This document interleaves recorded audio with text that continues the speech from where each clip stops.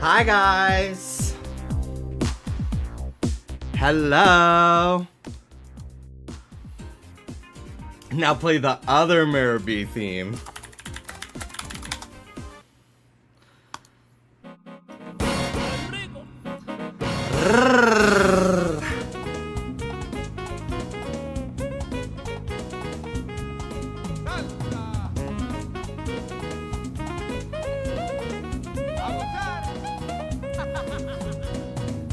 Just imagine me, but I'm a Ludicolo. Like 4, what is he at, 4?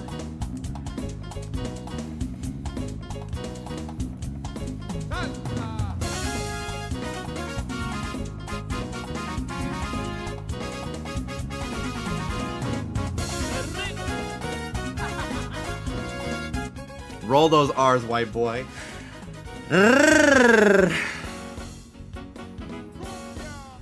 Hi guys. So good. I fucking love this guy. This fucking gay dude. Hi everyone. Hello, hello.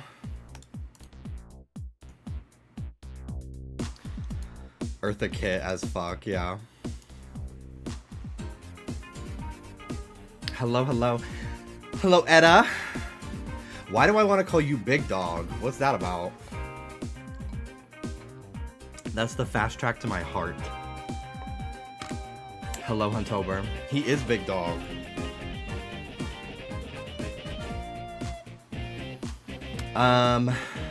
Hey, hey, hey, boo. Hi, girl. Mwah. That's my girlfriend, guys. That's my girlfriend, my first girlfriend. Oh my god. Oh my god. I think I'm gonna propose. Big dog energy. Hello, Jacqueline. Hello, Etta. Hello, Alex. Hello, Huntober. Hello, Danny. Hello, Spinda. Broken Abyss. Max. Mr. Puff. Hello, hello, Kiwi Swan, Staravia. Me, I'm Graveler, and I'm graveling the fuck out. Hey, big handsome man. Me? Me? Oh my god, you guys are so nice to me today. What happened? Umbra, hello. Baby Tortuga, Amy, hi. Hi, guys. Hello, hello, hello. Good evening. We took our little excursion today. Excuse me, now that the car's fixed, we went to the park. We let the dogs run around on a field. And then a hawk started circling in the sky. And I immediately scooped Soda up and we were like, okay, we're gonna go. No, no, no, no, no. They got a good like 10 minutes to run around. It's a hot day. They were worn the fuck out. Damn it! It was cute though. Ruby got to run around. Soda, you know, he doesn't really do anything when we go. He just kind of follows Ruby everywhere, and then eventually gets too tired because he's little and he has to put in double the work to go anywhere. And then we went to Duncan. First time going to Duncan in like 6 months. Was it a big hawk? I mean, it was pretty big in the sky. Dallas is like, that thing's not gonna get him, and I'm like, I don't know, dude. Like, it looks big and it's really far away. Like, hawks are huge and they're strong. And even if it can't carry him, I don't need it picking him up and then dropping him from really high or digging its talons into him and he gets a cut. Like, I was like, it's fine. We got to get him one of those harnesses that have spikes. I got to get those now that we're going back to the park and everything. And if he's off leash. If he's on leash, typically we're so close that they're not gonna swoop down, but like if they're running free, he needs his little harness. And I don't even think it's like actually spikes. I think it's like zip ties, but I don't know. But yeah, they loved it. They were happy. And there he goes. And then we took them to Petco because they haven't gotten to go to Petco in forever. And we got them a bunch of toys and some greenies. We had a little day out. It was cute, and then we came home. level grinded in Fire Red some more for when I fight the Elite Four in my free time. I'm 1 level away from my Dragonair finally evolving. Ridiculous.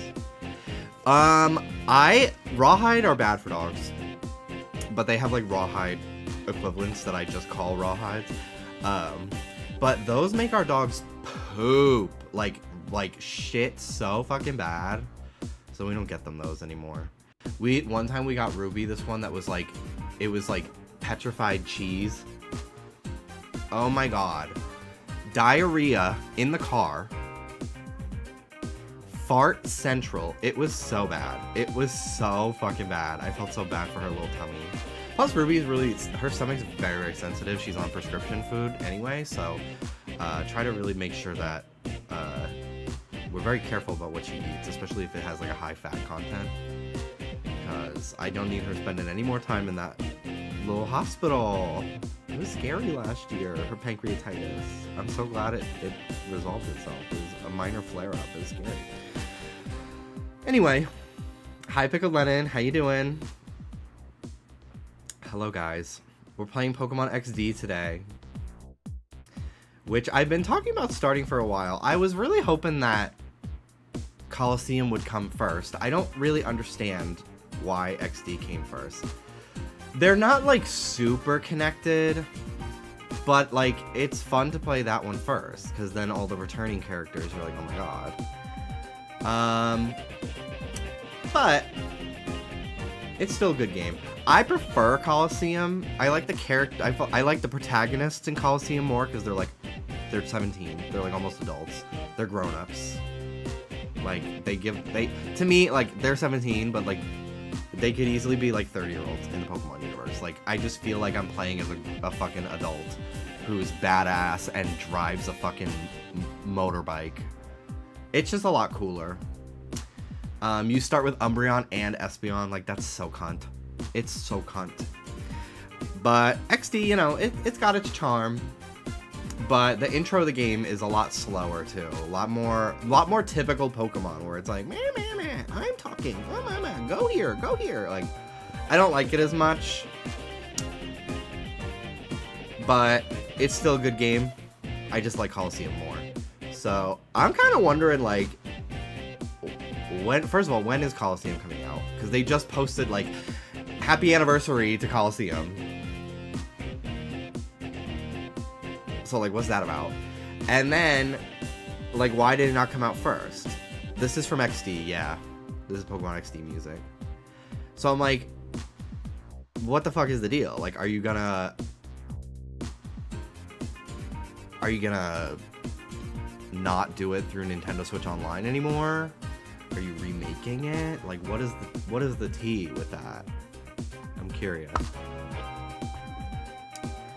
Because I would be willing to pay a little bit of money for it if it is able to connect with Fire Red Leaf Green, but I don't know if XD could. I know Coliseum. I know XD was a Fire Red Leaf Green Emerald connectivity, but I don't know if Coliseum was, because I think Coliseum came first, but I could be wrong. Coliseum definitely connects with Ruby Sapphire. But you know, Fire Red Leaf Green are on Switch now. I wonder if there's going to be some sort of connectivity, because they're going to be able to go to Pokemon Home, right? I don't know.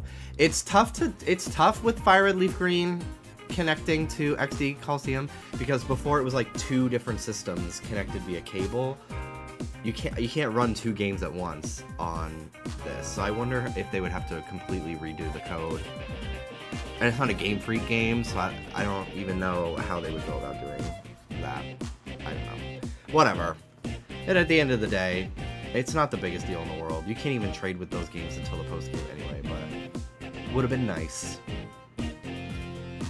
Would have been nice. But yeah, I just think it's so weird that Coliseum didn't come first. I'm also just mad because I just like that one more, and I would want to be playing that instead right now. But XD is still a good game, and it's one that I really haven't replayed. Coliseum I've replayed a few times over the years.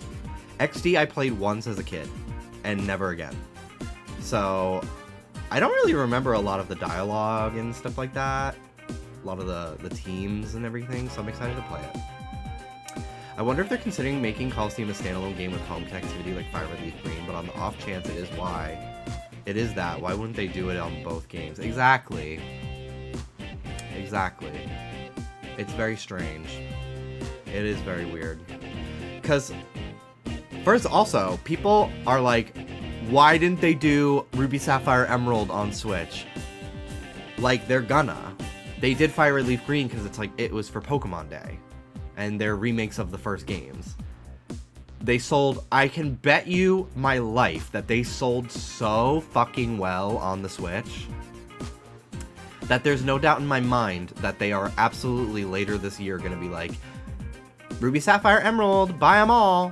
They'll probably do Ruby, Sapphire first, making people think Emerald's never going to come.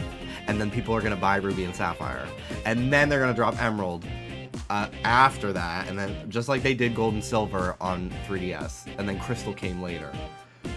And I'm probably not going to buy all of them. I only bought Fire Red. I'm not buying Leaf Green. I own Leaf Green as a cartridge like 3 times.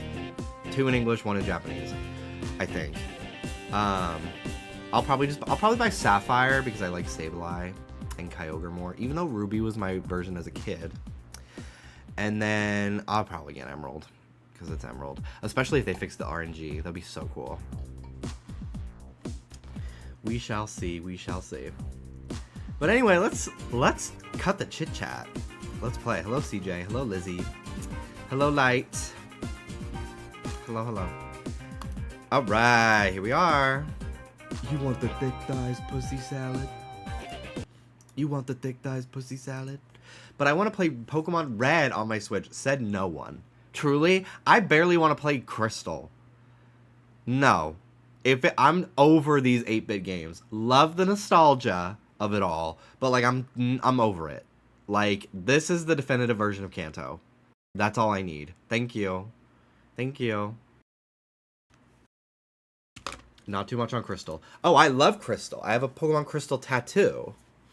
But, like, if I had the choice between a Heart Gold port or a Crystal port,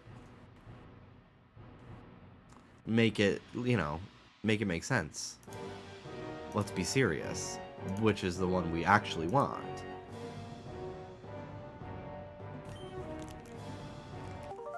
I want to go back to the game selection for a second. For one reason. How's the game volume, by the way? Is it good? It sounds pretty okay.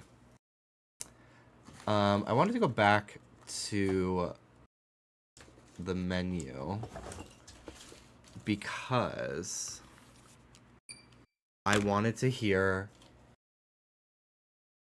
this. Ah.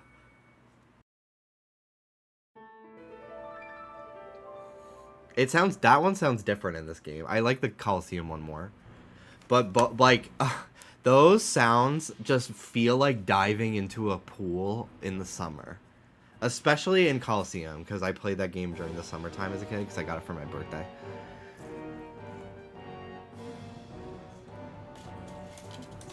Also, you better be in the Champions Lab. What is that? What's the Champions Lab?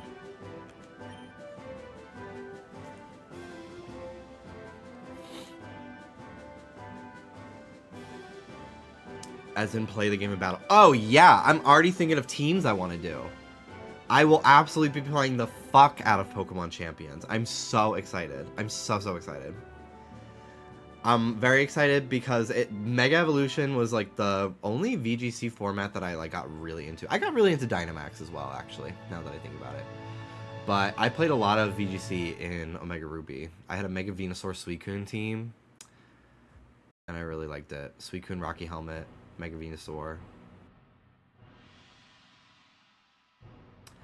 Girl, who knows? Danny's always saying random shit. Dynamax was a really fun format. I loved it. Weakness Policy, Rhyperior, Comfey combo. I'm really sad that apparently in Champions, fully evolved Pokemon are the only ones allowed in the game. I'm like, Friend Guard Clefairy, hello. Let her in.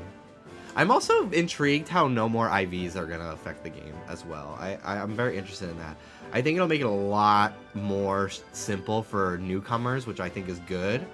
But I was watching Wolfie talk about it. He was like, I think it's an overall positive because it'll just make the game more accessible, but IVs have like for really high level play, they really can make or break a game, and you can learn a lot of information about your Pokemon, like your opponent, via like how fast they are versus your Pokemon, and getting 0 speed is so important for Trick Room and stuff. But I'm kind of like, well, if everyone is at the same level then with IVs, does it really matter anymore? Because it's not like they have 0 IVs and you have 31. Like, everyone's all at the same. So, like, exactly. Everyone maxed them out for the most part anyway, besides Trick Room and Foul Play. For Trick Room, there's no IVs. It's the same as being at 0. Yeah, that's kind of how I feel. I'm like, I don't really think it, like, matters. Because why would you want, I would say 99 times out of 100, why would you want anything but 31 IVs? Typically. So it doesn't, I don't really get it. I think if anyone's really complaining, I think it's a little bit like people just don't like change. I'm very intrigued. And I'm just happy because it's like, that's one less thing you need to fucking explain to somebody and get them to be like, this is too much. It's too confusing. I don't want to do it anymore. Like, the less barriers, the more players you'll get. And I think that they were very smart for that. Okay, here we go. New story.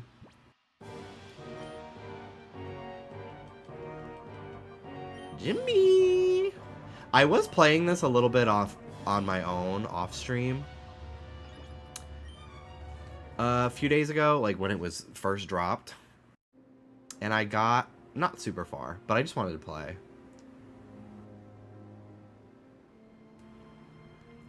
It would be wild if Pokemon Go player wins Worlds this year. I'm really interested to see the types of people that get into competitive Pokemon with champions. Like, people that maybe didn't have the time to test all these different teams and, like, have people help them, like, build teams and stuff, you know? Because, like, the people who are at the top of the VGC tier, they're incredible players. But, like, they also do have people that help them breed Pokemon and test and stuff. Also, for those watching, obviously, Lugia just stole a boat, so...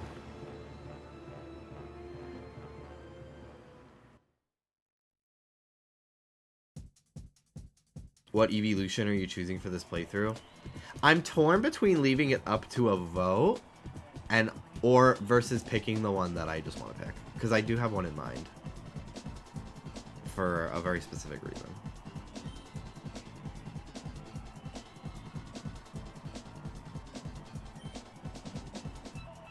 This song is so fucking good.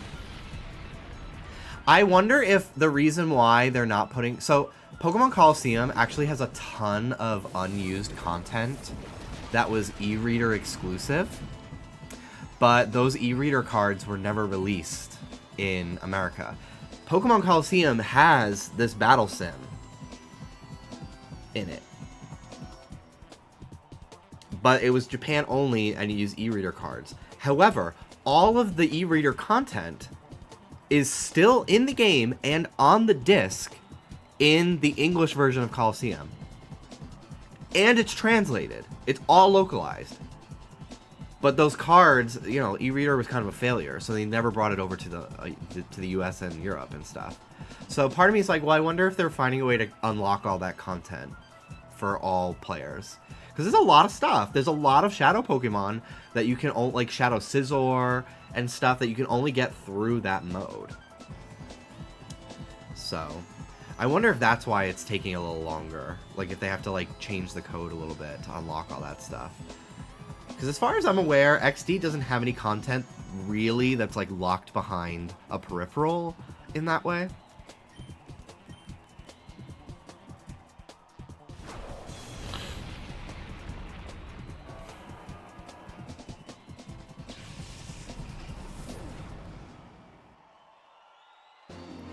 I low-key hate the design of the protagonist in this game. I think he looks like a Cabbage Patch Kid.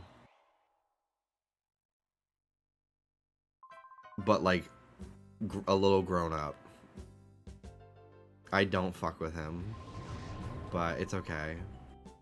Low key. Oh, sorry. Low genuinely. Yeah, and the Japanese version of Coliseum, they get a Celebi mystery gift. Like, I want that in mine. The Japanese, or no, the European version of Channel, Pokemon Channel, there's a Jirachi mystery gift because they didn't get the pre-order disc over there that we got here, which I have. So I can get infinite Jirachis. I could do the shiny hunt. Don't think I'll ever do it, but hey girl, you're playing my favorite game and the game that started my love for Pokemon. I love that. My first game was Blue version. My aunt found a Game Boy Color on the floor at her Barnes & Noble that she worked at. And it had Pokemon Blue in it.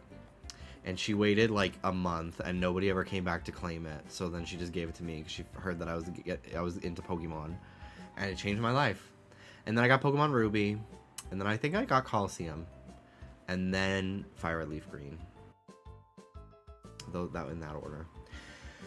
Love Coliseum. I honestly think that when I replay Coliseum, I might fucking cry. Like, I was getting really emotional the other day just listening to the music on YouTube.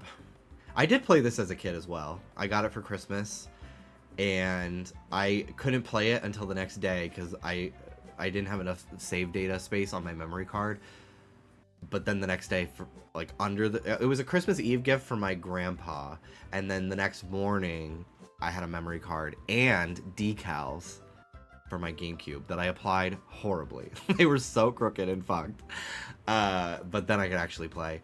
But I didn't really get to play very much because then my family we took a trip to the Bahamas. So I got to play for like a day. But it was cool. I named my character Mario because I loved Mario as a kid. Yes, sir. That was a well-played battle, Jimby. Your battle skills have improved by an amazing amount. I mean, it was impressive the way you handled that big Pokemon with aplomb. First time I ever heard the word aplomb was this fucking game. You took command of it as if they were the same as your Eevee. Don't you think it's time that you consider raising other Pokemon besides your Eevee? Let's check that Eevee. You can shiny... Timid, bitch!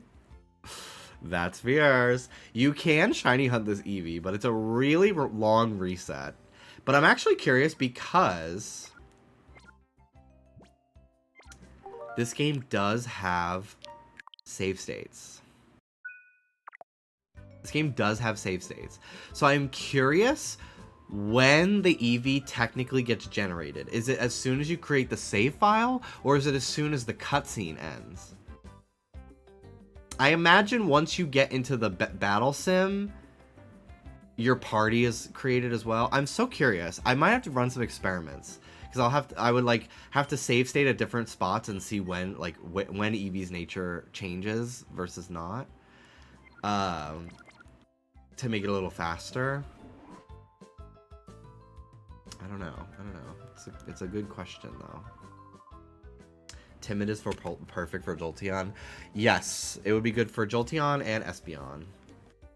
For sure.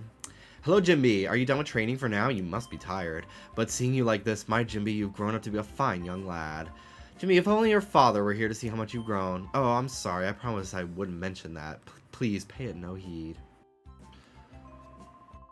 The operation of this battle sim system demands precision control. Of course, with my technique, there's utterly no problem. Rest assured, you're in my expert hands while you're plugged in and battling.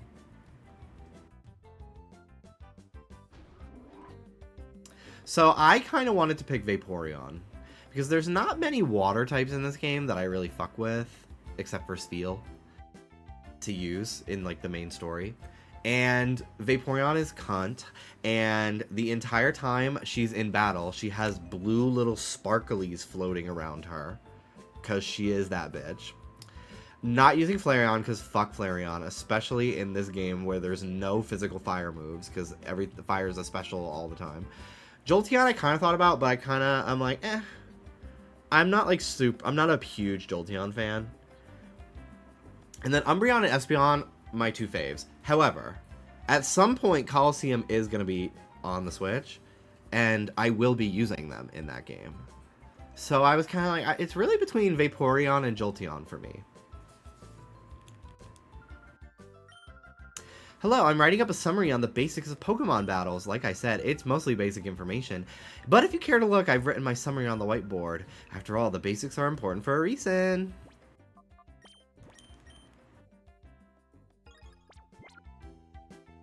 You can also get Quagsire, Walrein, or Cloyster. Well, I hate Cloyster. Quagsire is cool, but a little boring. Walrein, I'm very into. Starmie at the final area. I know. I would use Starmie if it wasn't so late in the game. Use Ralts Curlia for cunty animations. Is there a Shadow Ralts? Because I might. No. In XD? Just use Sylveon? Okay. I would love another game in this region. Okay. We are now 2 for 2 for character designs I fucking hate. The main character and this fucking guy. That fuck-ass wig. I hate this guy. I also do not love how everyone in this game has lips. I don't... James Turner, I will die for you. This was not for me. However... Hold on. However... This cunty woman, this cunty updo, makes up for it. But this... this fucker, I hate him. Also, the 2 different pictures of Ludicolo. And they're the same picture, just twice. This hand. Oh, yes. It was left in the... And the Pokopia shirt. It came with this. Do you want it? Oh, no, you can have it. Why? Why did it come with this? He just sometimes sends stickers. But is this... Why did he make... Is this his sticker? Or... Yeah. Why? Wizards of the Coast? All his Pokemon shirts are like TCG expansion themed. Oh. For the most part. There's sometimes fucking games. sick. I love Smeargle. So shout out Shane Jag, who made the shirt that I'm wearing right here, this Team Rocket one. I'll zoom in a little bit. Hold on. Sorry. It's okay. I just don't want to roll over your toes. I cut it into a crop today. I look like a fucking slut on your stream. Jimmy's the one who buys me these tanks. I didn't... Stop. I do look like I'm a fucking whore. Well, I know. we follow you on Twitter. I know, but... He did a Pokopia shirt. He does limited drops. They're like, I don't know. Actually, I don't know pronouns. They do limited drops. They're usually only up for like 2 or 3 days for copyright reasons, so they go fast. But if you follow on Instagram, you can get updates all the time when they drop. ShaneJag.com, ShaneJag on Instagram. Shane, JAG.com, and Instagram. Here's Pokopia one. I'm going to cut it. I'm probably going to cut the sleeves. I don't know if I'll cut into a crop. I'm not sure. Because the design is pretty long, but this Team Rocket one is high up, so I cut it into a little crop. I'm deciding if I want to cut the sleeves. I cut the sleeves on so many of these shirts from this guy, and they always look great, but sometimes it's nice to have a little sleeve moment, you know? Especially if I'm already cropping it, and I can roll them up. It's nice. It's nice. Okay. So yeah, shout out. Hey Jimmy, when do you think we'll get the first game on NSO?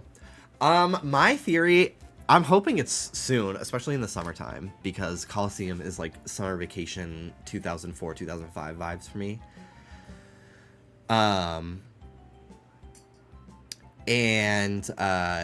I'm really hoping that the delay is because they're gonna add all the e-reader content that was exclusive to Japan. Even though because it is in the English version. If you use like Action Replay, you can get to it, and it's all translated. All the content was localized, but the e-reader flopped, so they never put out all the cards. But I was watching Digital Gaming, and they talked about it. And look at this fucking non-binary ass trainer for the Coliseum e-reader. Look at this shit. Named Kai too. Like, okay, he they. Well, you better work, bitch. So, like, they need to release this shit. I need to battle Kai. I've been betrayed by a Kai. If you remember when I tried to get health insurance, a person named Kai sent me to an elementary school that never heard of the woman that was supposed to be there to enroll me in healthcare 2 years ago. So that was gay on gay hate. That was crazy. Hi, Jimby. Have you finished training? Jimby, this is the director's office. Did you want to pay a visit to Professor Crane? Ha ha ha. You don't need to be that stiffly official. But, oh yes, I've heard the battle coach singing high praises about you, Jimby. I've heard that your battle skills have improved dramatically recently. That's outstanding, Jimby. I sure don't think I'd stand much of a chance against you. Ha ha ha. You told me we took the puppies today? Mm-hmm. And I talked about the hawk that was circling. Was like, Gonna swoop down and get Soda. And I literally was like, Soda! And he just was like, he rolled Jimmy, over on his back. I tell Jimmy this, and I think it makes him upset, but if I was making a, like, zombie apocalypse team, he's not on it, dude. He panics too quick. He gets snuck up on too easy. He gets startled too quick, too. It's just...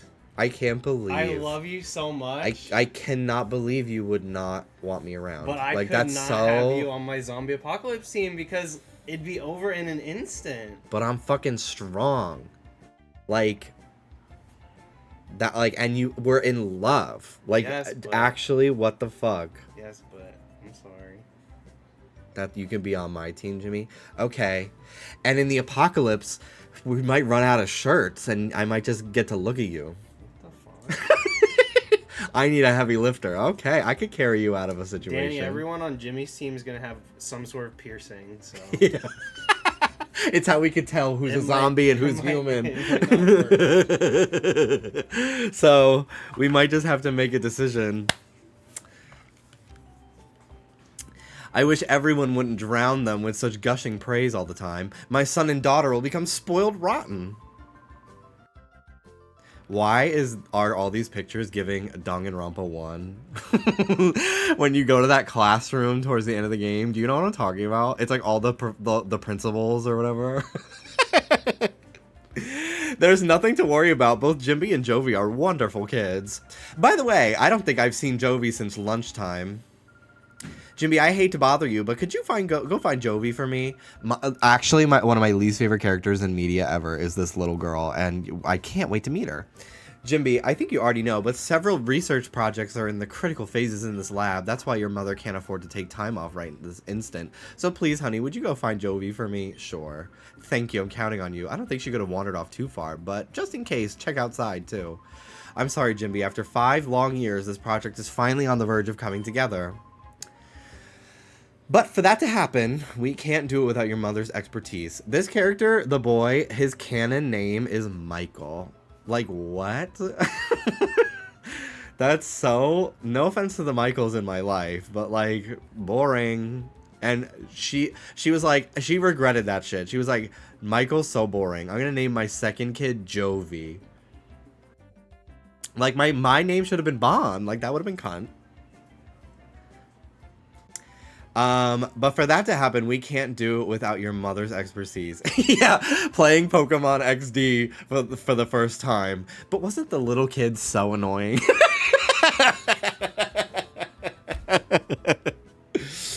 Oh, yes, I left a PDA in your room, Jimby. Go check it out. PDA stands for Pokemon Digital Assistant. It's a very useful electronic tool.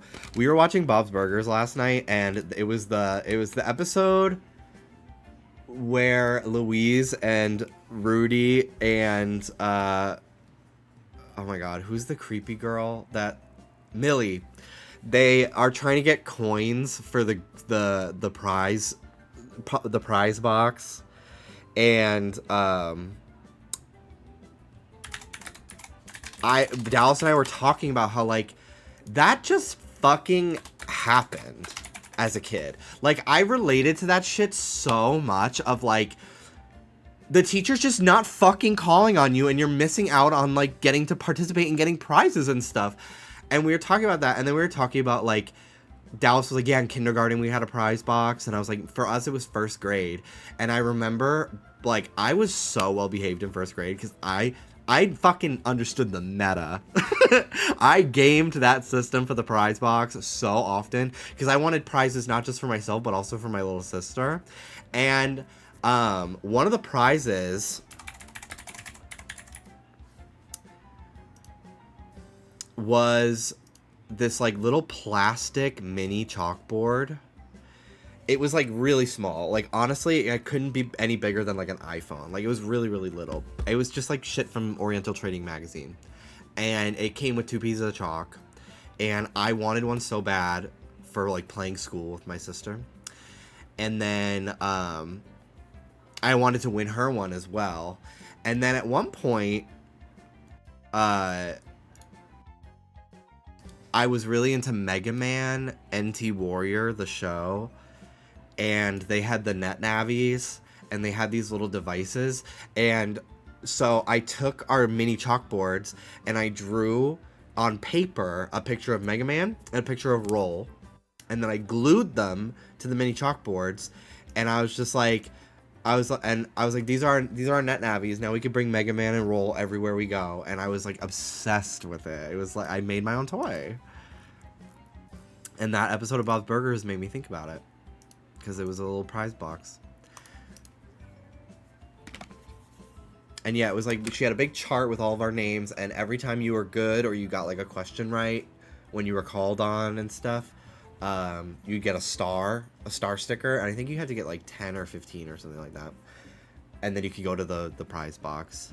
And I was honed in on those mini chalkboards. PDA stands for Pokemon Digital Assistant. It's a very useful electronic tool. A PDA can be used for email, among other things. I'm sure that you'll find many features within it useful. It's quite easy to use. I'm sure you'll have no trouble figuring it out. Bob's Burgers is just such, like, a good show because it really hones in on, like, the nicheties of being a kid that I just find so fun.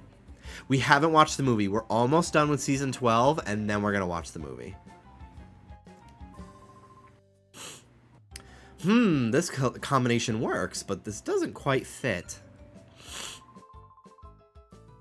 Yeah, I love that Millie is now someone Louise actually likes because the Fairy Princess episode kind of, like, established, like, character growth for them. And now Millie and Rudy and Louise are, like, a trio. And it's great. Like, somehow they found someone more into, like, being evil than Louise with Millie. Like, she has this, like, lust for crime. She's like, my dad has a laser printer. We can make $30 bills. And Louise is like, whoa, whoa, whoa, whoa. Whoa, whoa, whoa. Hi, Jimby. I'm compiling the basic data for that big project of ours. Huh? What big project? Why, it's the Purify Chamber, of course. Didn't you know? I love all the little rooms in this place.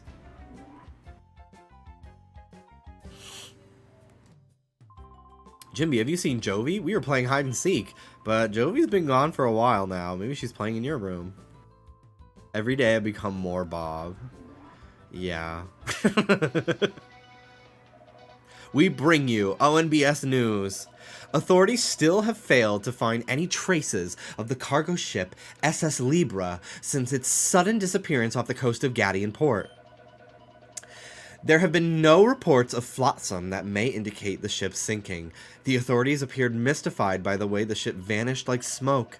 There are reports that numerous Pokémon were on board. Concern is rising over their welfare. Hi, Quagsire. The sound from the TV appears to be disturbing the Pokemon. I haven't been to the Krabby Club for a while. It'll be nice to catch Razzle and Dazzle's show again. A huge cargo ship doesn't just vanish into thin air. This was the MH370 of the Pokemon universe. They just have to be more careful searching. I have Pokemon toys on my desk for fucking fidgeting purposes. There's a little chestnut. Tate McRae on the TV. Given the hot side hug on the headache. Oh my god. That's crazy. The ship probably had engine trouble. It must be adrift in the sea somewhere.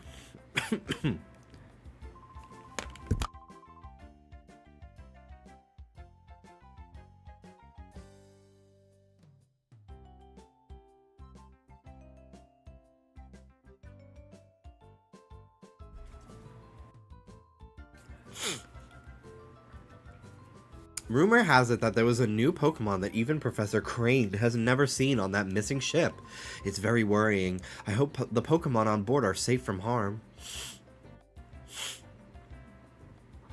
I took my allergy meds today, but I am a little stuffed up. Because they haven't worked yet. I guess. Okay. Downstairs. This girl leaving her Plusle behind. I love Plusle. I love Minun more, I think. But like 51% Minun, 49% Plusle. But Plusle, you get it in Coliseum. And there was supposed to be a Shadow Minun. But then they never did it, which is so annoying. But I love using Plusle in Coliseum. It feels like you have to. How could you not use the Plusle? Hey, there's something on the desk. It's so weird that this game is so, like, high res now because it's on, like, it's just an emulator that I can, like, really zoom in and see all these props and textures that, like, I could not make out as a kid because I would play this game on a really small CRT in my room. So, like, I couldn't tell what Pokemon were in what pictures. That looks like a map of Sinnoh, but I doubt that's what that is. But doesn't it? I wonder what that picture is. I love the basketball hoop. So random. They're like, yeah, American kids love this shit. There's something on the desk. The PDA. Hi, Doug. First game I had, it came with the cube. Oh, the cube.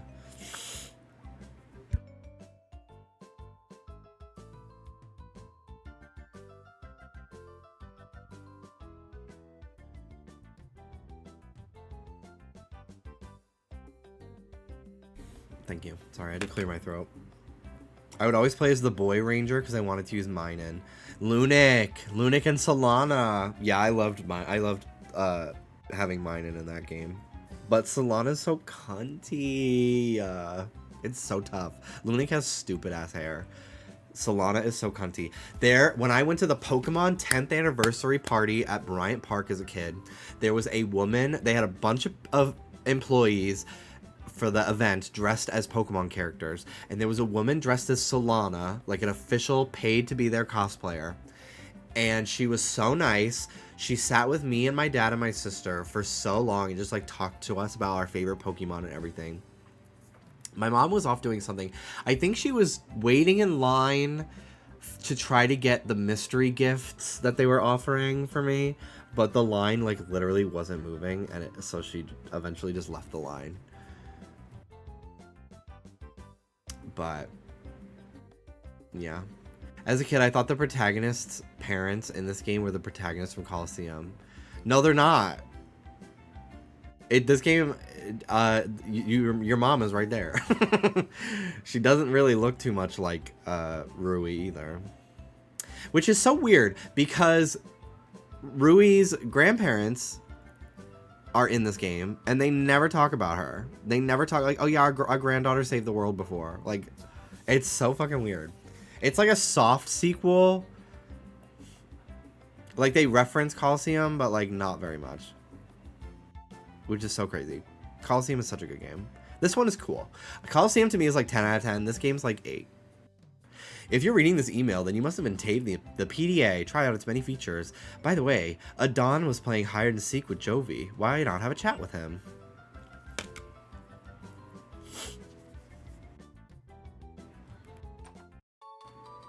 I love that the items in this game. I never understood as a kid, like, why items appeared as Pokeballs on the ground. And then there was this game was like, oh, it's just boxes, which I thought was even weirder. And then there's another game that's like, sometimes trainers leave items inside of empty Pokeballs for other people to find. And then I was like, oh. This one has quality of life changes that are better, but the vibe of Coliseum is way better. Exactly. Coliseum has aura. This game has Bonsly. My Pokemon and I, we're always together, even when sleeping. If you want to become friends with Pokemon, companionship is important. Hi, Curlia. Look at all the diplomas and the trophies. Oh my god. Okay, well, let's go back upstairs. I do want to shiny hunt a Gligar in this game. That would be cool. Yeah, I would love to do some Pokespot hunting. I think it would be cool. You're looking for Jovi? We're supposed to be playing hide and seek. Maybe she's gone off to Dr. Kaminko's manor. Okay, so something I also didn't know as a kid, because I was playing on a tiny ass TV. The locations are actually on the map. They're just really fucking small.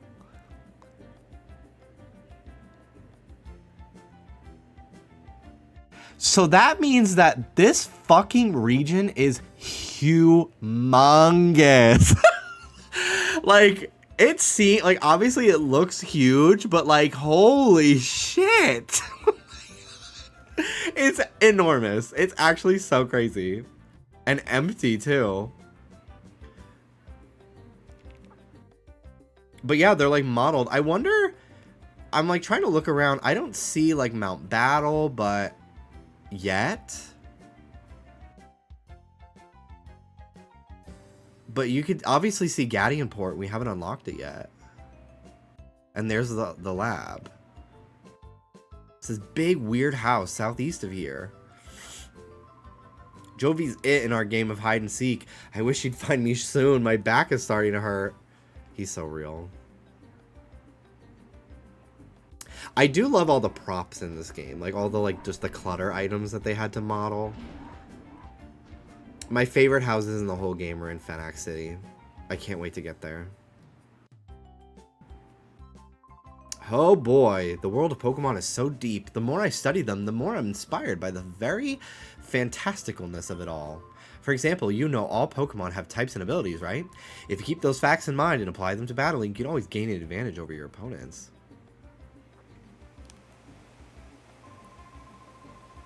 Hi Jimby, I heard about you. Sounds like you've been racking up outstanding scores on the Battle Sim system. But instead of that virtual reality stuff, how about a real battle for a change? I'd be happy to battle with you anytime. That's the spirit. Let's get it on. Afford.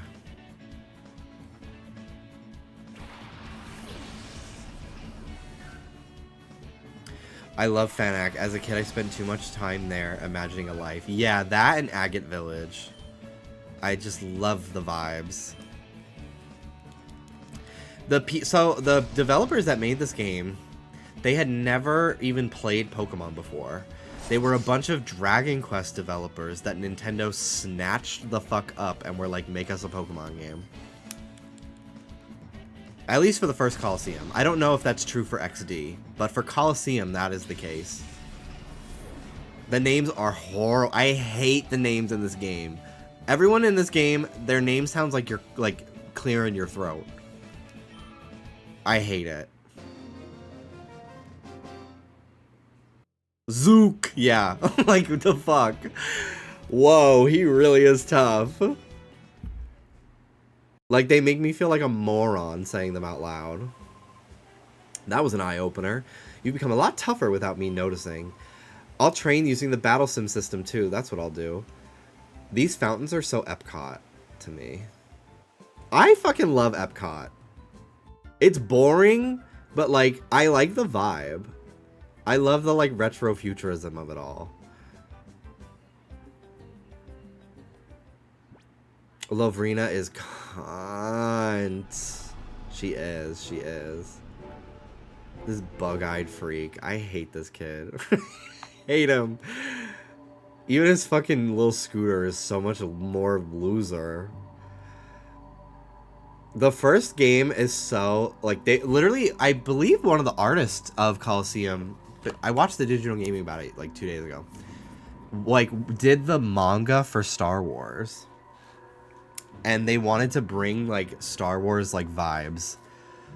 That's why, like, places like Pirate Town, like, it's all the, like, decaying infrastructure and shit. But they said they loved the contrast of, like, the decaying infrastructure of the buildings contrasted with these bright, colorful little creatures. And I love it. It's fucking cool. Wait, who goes there? This guy. This game is, let's have, like, half the cast talk in third person. I hate it. It's my least favorite character trope ever. And I know, like, it's like a localization thing. But I don't really think it makes sense in English at all. Like, I just don't like it as a choice. You must be a burglar. Chobin will put you straight. Don't you move. Chobin is the name, and Chobin is the #1 assistant to Dr. Kaminko. Chobin is the only assistant, so Chobin has to be the #1 assistant. Like, what a little loser. This ugly little fucker. I want to punch him.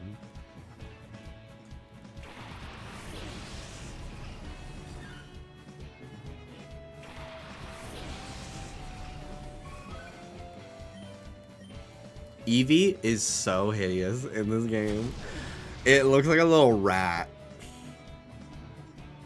Like, look at how ugly she is. Oh. Put it away. Ew! Put it back. Put that bag back on. I cannot wait to evolve this ugly little fucking rat. It's so gross looking.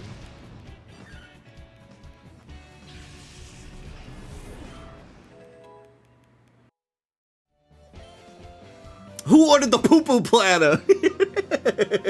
Thank you. Thank you. Chobin lost.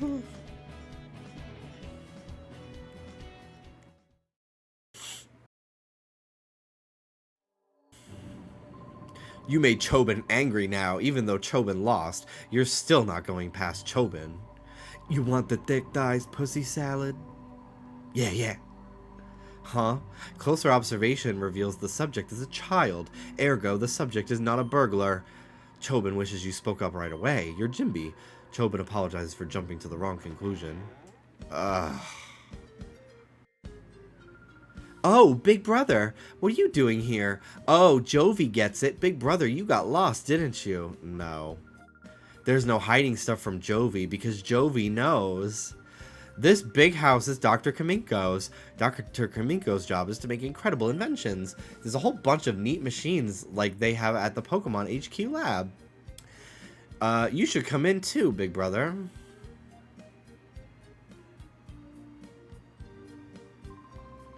Jimby, you are that girl's older brother. Sometimes she comes here. She wanders around everywhere. Chobin finds it hard to keep an eye on her so that she does not bother the doctor. Oh yes, Jimby, you will have a look at Dr. Kaminko's inventions. You will, yes? This way, please. Follow Chobin.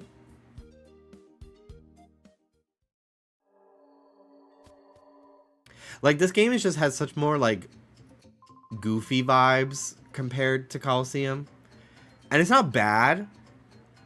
Coliseum is just so fucking, like, badass that I just love it. I just love it.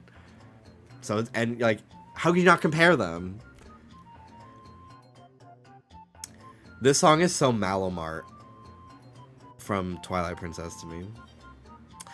Okay, Chobin will now show you the inventions of the inestimable Dr. Kaminko. Dr. Kaminko's inventions it needs to be said, are #1 in the world. Chobin is full of admiration. Why does Chobin know they are #1 in the world? That needs explaining. In the whole wide world, no one but Dr. Kaminko would invent such inventions. Therefore, they are #1 in the world without question. Our Dr. Kaminko, who is verily great, is inventing in that room there. Hi, Doctor. What kind of funny machine are you making this time? Jovi wants to know. Oh, that girl is at Dr. That girl's at Dr. Kaminko's side again. Chobin hopes she's causing no disturbance. Anyway, let Chobin acquaint you with just some of Dr. Kaminko's great inventions. Let the VCR roll. The VCR, damn. Do kids even know what that is anymore? That's so crazy. There's a video store in LA that sells VHS tapes, and I really want to go. We don't have a VHS player, but I'm sure I could find one on Facebook Marketplace. I thought about bringing the one from my dad's house back to LA, but I don't know when I'm going there. Especially with the flights right now. It's all so crazy. I'm not doing that. Dr. Kaminko's inventions are #1 in the world. Chobin's choice is this. Ta-da! The unhealthy sandals. The insole is studded with lumpy nubs that fail to stimulate every pressure point in a fabulous way. Keep wearing these, and Chobin will guarantee painful feet and chronic worsening of your health. Do you have VHS cleaner? I don't, but we are planning a trip to West Hollywood soon. Now that we got the car fixed. Chobin thinks it is superlative. Aha! Incredible, is it not? There is much more than that, too. The doctor's inventions, which are fantastic, can be seen on this monitor. Chobin gives you permission to use this anytime you like. Did you come from the Pokémon headquarters lab? My name is Mackin. I run the parts shop in Gadianport. How is the lab's director, Professor Crane, yes? I don't know why, but everyone in this game talks so fucking weird and hard to talk out loud. I don't know. I find myself tripping on my words so much today. Maybe it's because I'm a little stuffed up.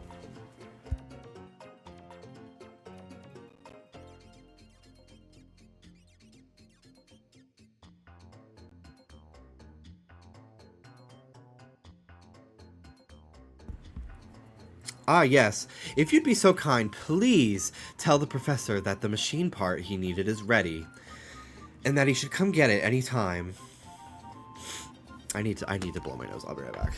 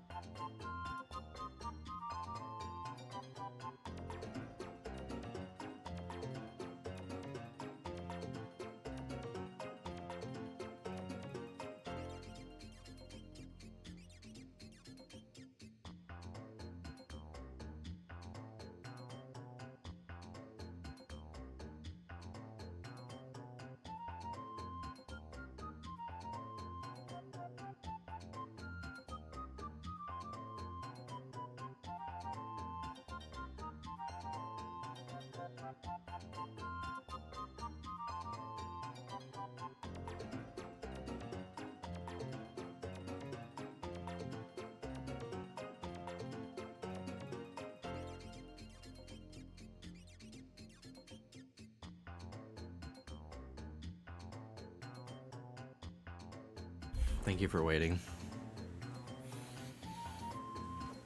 Okay. I like had to just fucking clear my whole nose. Okay. I think it's because we went to the park today. There's probably a lot of pollen in the air. Very 1000-year door music, yes.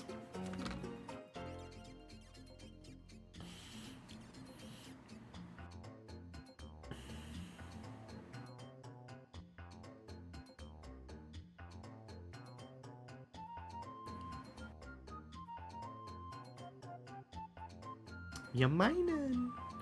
Little minin'. So cute. Hi, big brother. This is a funny drawing. It's a really detailed drawing of a really weird machine. Huh? Are you going home already, big brother? But you just got here. Oh, Jovi gets it. Jovi has to show you how to go home, right? Okay.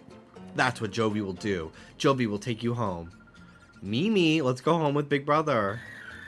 I remember as a kid, look at this fucker. So happy to leave. I just now processed that man's hair. I know. This game, the character designs in the game are so James Turner. And it's so cool, except for I hate Chobin, and I hate the professor, and I hate the main character. But everyone else, I think they look great. They're really fun. Gonzap, oh my god. What the fuck? You there, you child, that area is off limits. Incidentally, child, how long have you been here? That's how Dr. Kaminko is all the time. Chobin said that a genius has different sensibilities from ordinary people. Does sensibilities mean you're kind of an absent-minded and in a fog? Do people say Professor Crane is a genius? I remember as a kid being so nervous because I hated Jovi. Did she just sidestep? That's crazy that she has an animation for that. Anyway, I remember as a kid being so nervous because Coliseum, you have the player and then you have Rui follow you around the whole game. And I was really worried that she was going to follow me around the whole game, just like in Coliseum, but she does not. Eventually, you leave her home, and thank fucking God, because she's so annoying. Dear Jimby, you appear to have traveled far in your search for Jovi. Please come back to the HQ lab as soon as you find her. I need your help with something. What is it? What is it? An email from the professor? He wants you to come home quickly? Worried about letting you go by yourself, big brother. So Jovi will go home too. Let's go right now.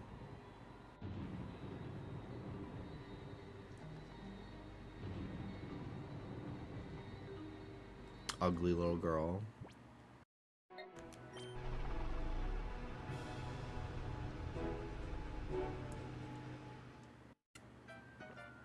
Okay.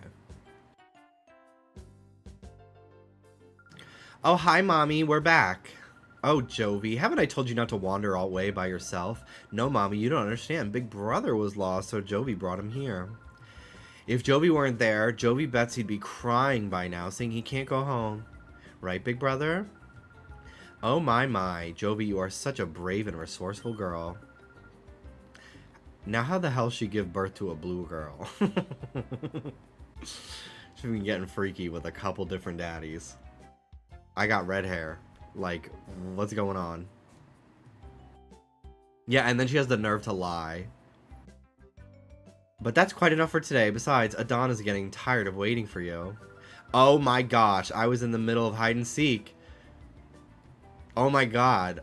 Okay, so when she's startled, she drops calling herself Jovi. So it's all an act. And I think it's because she's imitating Chobin.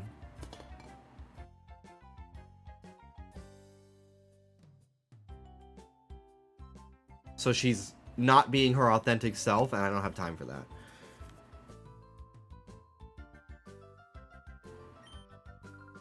Okay, big brother, I'll see you later. Bye-bye.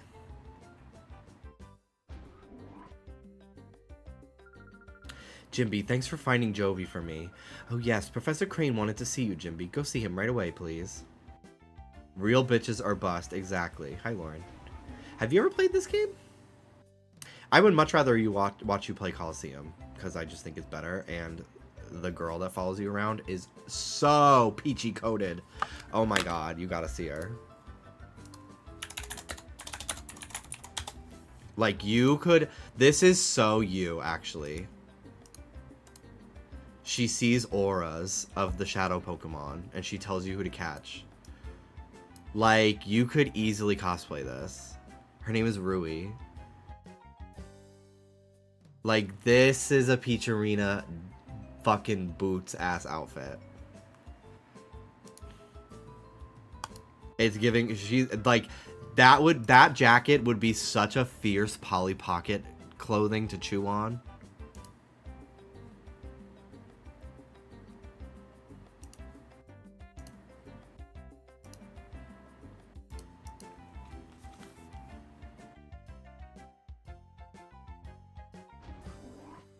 It would be so rubbery, and that texture of the fur on the teeth. Exactly.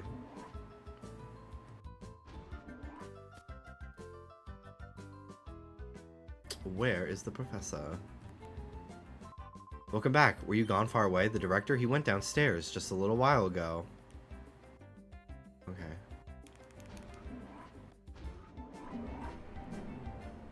Oh, there he is. I don't know why I didn't see him.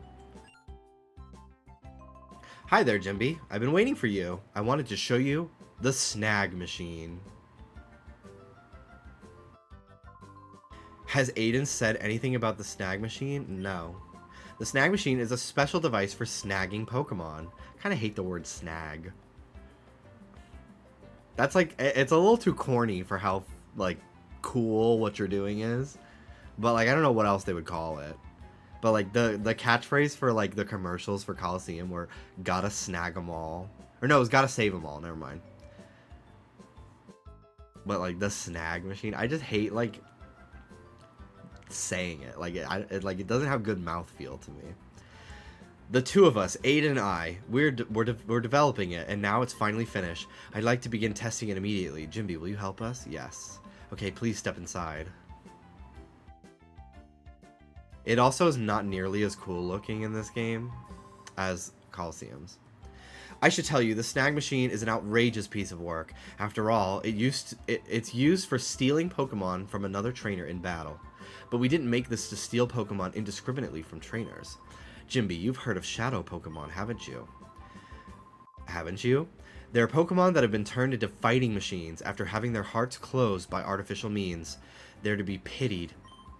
We've developed the snag machine to take back such modified shadow Pokemon. Why this machine is needed now, I can explain later. But for now, I'd like you to test out our snag machine. After all, you're the best trainer at this lab. The snag machine is inside this case. Try equipping it right away, please.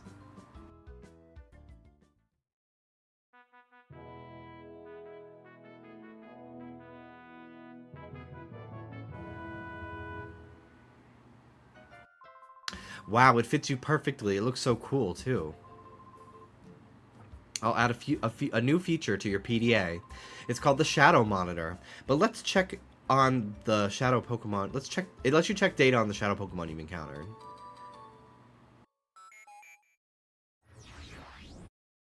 I love this device. It's so, like, 2000s futuristic.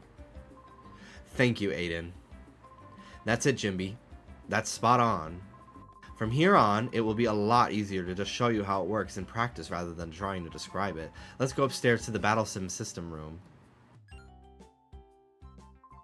Whoops, how silly of me. I almost forgot to give you these. In order to use the snag machine, you'll need at least one Pokeball, so I'll give you these.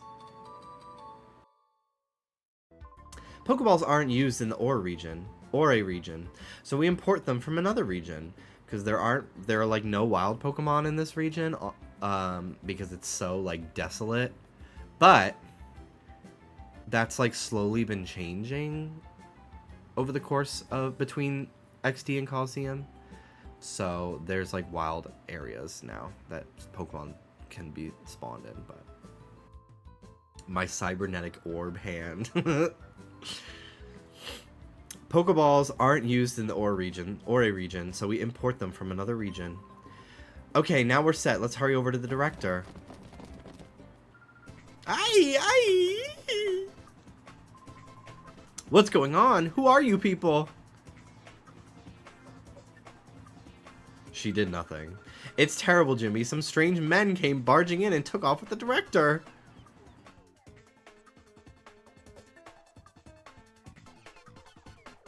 Oh my god. They're beating people up. I love this car. Will you let go of me? Where do you think you're taking me? Yeah, Rawl, stay on the floor. I'm taking you to your new lab, Professor. What? My new lab? Move it. We don't have any time. If you don't want to get hurt, hustle yourself inside the car. You people. What are you?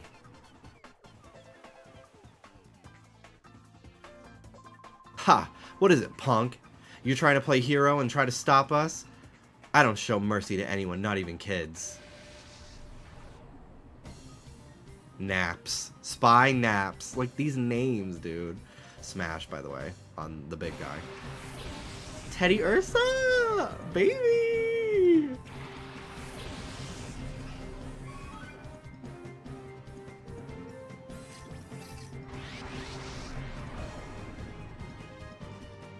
Jimby, the aura reader is responding. That's a shadow Pokemon. Hurry, Jimby, throw a Pokeball at it.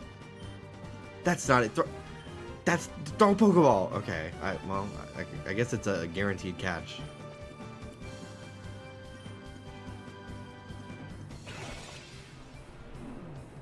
What were they thinking with Eevee's bangs? They weren't. They closed their eyes and just started snipping.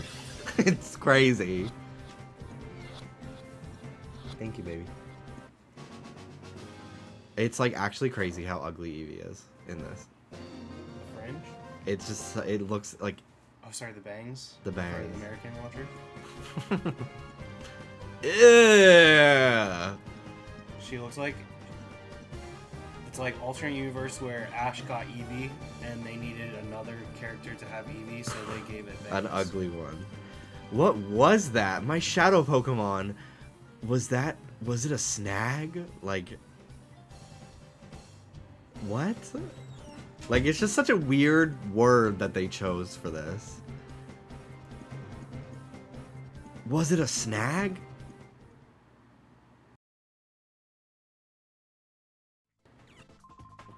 No one talks like a human in this game. Yeah, it's very awkward, the verbiage.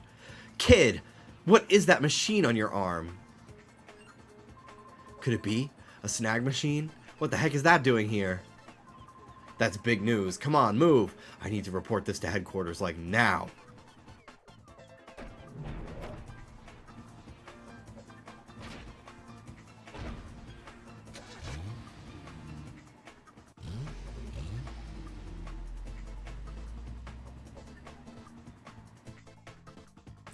Great music in this game. Coliseum as well. You want the thick thighs pussy salad? Wah, they took the professor away. Don't cry, Jovi. I'm sure Professor Crane will be okay. We've contacted the police and the proper authorities about Professor Crane. They should let us know if they discover anything. I still can't believe that this is happening. Professor Crane predicted that someone will try again making shadow Pokemon. Will again try making shadow Pokemon. Like, see, like, will again try. Like, I get that like, is acceptable English. But it's like, especially because they dumbed down, like they made the character, the protagonist, like a kid again, and it's a little bit more like cartoony, goofy. Like, reading this as a kid, like, oh my god, I feel like it would make my head hurt. His prediction was on the mark. Jimby, the Teddy Ursa you snagged probably isn't the only shadow Pokemon that was made. When the Purify Chamber is completed, we'll be able to save many Shadow Pokemon at the same time, but... Professor Crane is crucial to this project. Without him, there's nothing we can do.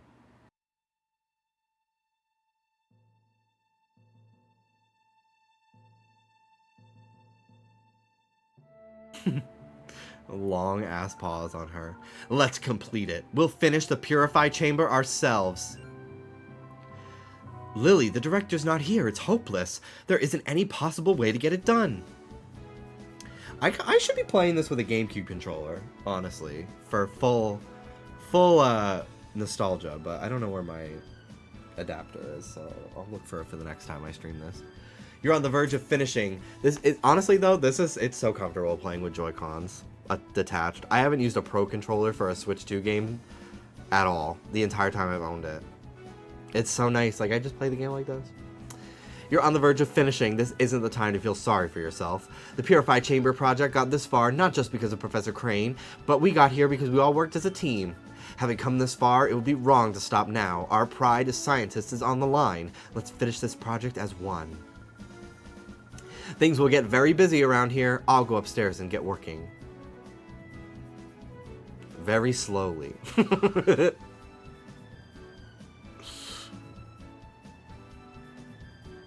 This is the machine. Blissey is fucking huge. I get it now. I understand why Professor Crane and Lily were in such a hurry to get this project completed. If shadow Pokemon are being made somewhere by criminals, we have to restore them to their natural state using our system. Was the professor not their father? No, I think it's implied your dad died. Because, like, one of the characters is like, I promised I wouldn't say anything. And, also, this Eevee obtained from Jimby's dad. Like, it's a gift. Like, that's actually a really cute little touch. I love teddy bears. Bitch, I can't see her. Could you, like, turn down the fog? This is crazy. So much aura.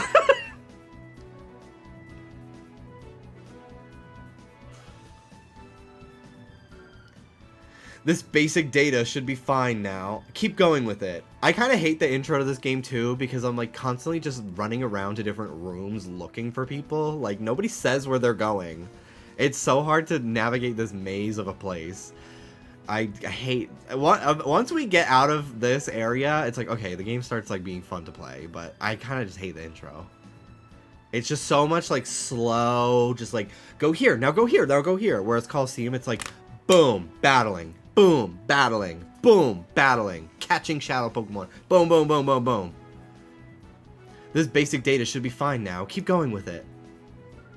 Jimby, you came at the right time. May I get you to run an errand for me in Gadianport? We've ordered a special machine part for the Purify Chamber from the parts shop. Gadianport is due south from here, but it's not far, but be careful. Jovi knows the parts shop. It's next to Emily's house. Mommy, can Jovi go? Jovi wants to help everyone. Jovi, I appreciate your offer. I know you want to help, but it's an important component. Okay, Jovi, you're a member of the lab staff too. You may go if you take Jimby with you. Dear, would you mind going with Jovi? Sure. Big Brother's Jovi's assistant. You have to listen to Jovi, Big Brother. Jovi joined the party. Like, I was sweating bullets that this girl was gonna follow me the whole game. I was getting so nervous. Jovi, both of you, be very careful, please. I'm counting on you two.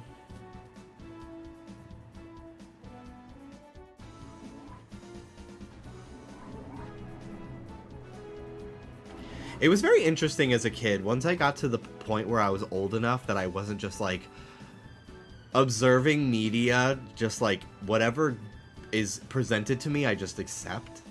Like, there came a certain point where, like, characters in cartoons or TV shows or games, like, I started to hate them. Whether they were annoying or they were, like, evil. Like, I started to have an opinion about what I was experiencing. Not just, like, well, this is just how it is, you know? It's interesting once you start being like, oh, I went to the movies today and I didn't like the movie.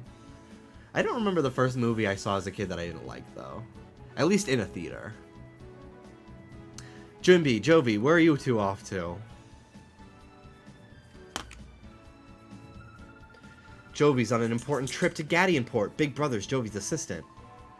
Jimby's your assistant? You must be confident with such a good assistant, Jovi. Anyway, Jimby, we ask you to hold on to that snag machine and use it? There may be other shadow Pokemon out there. If you spot one, rescue it from the criminals. I'll make approaches to the authorities and other people that have Pokeballs available for sale at shops. There's more. I wanted to give these to you. Crane memo.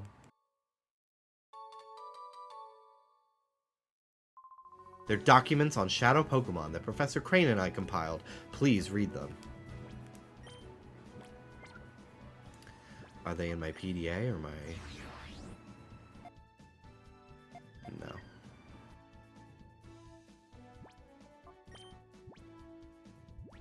Here we are. What does this say? The snag system. Pokemon are victims. Shadow Pokemon are victims of criminals who use them for misdeeds. They must be taken from their bad masters and protected. The most effective means of taking such system from criminals is the snag system, developed by Cypher 5 years ago. It is an unforgivable act among trainers to steal another trainer's Pokemon, but there is no other way to save Shadow Pokemon. The snag system was originally designed to steal any Pokemon from trainers. We must immediately develop a system that snags only Shadow Pokemon and nothing else. The Aura Reader. It is impossible for ordinary people to distinguish Shadow Pokemon from regular Pokemon based on appearance. In developing a new snag system, our biggest challenge was devising some means of recognizing Shadow Pokemon immediately. We solved this challenge with a headset device that senses Shadow Pokemon. We named this headset the Aura Reader. And I'm the Aura Farmer. Let's go. The textures in this game, being so, like, photorealistic and, like, kind of desaturated, remind me so much of Harvest Moon: A Wonderful Life, the GameCube version. They fucking tweed the shit out of the remake. But, like, this is so Harvest Moon to me. This will be Pokemon in 2004. Wow, big brother, look. It's the sea. The sea, it's so big.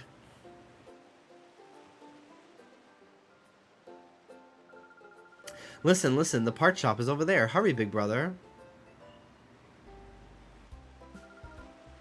Girl, back the fuck up. What is up, every pony? I just got out of surgery, and this stream is exactly what I need. I hope your recovery goes smoothly. Thanks for stopping by, puppy. Aura Rita, the swag system. Yeah, the swag machine. This way, this way. Oh, brother. Another ugly ass motherfucker. Ouchies, Jovi fell down. Hey now, where do you think you're going? Oh, sorry, Jovi, sorry. It wasn't on purpose. And look what you've done. You've messed up the happening look of Zook. The happening look. Like... It's like... No one talks like this. It's so cornball. Hi, Ruby. Hi, Ruby. Hi, Ruby. Come on, come on.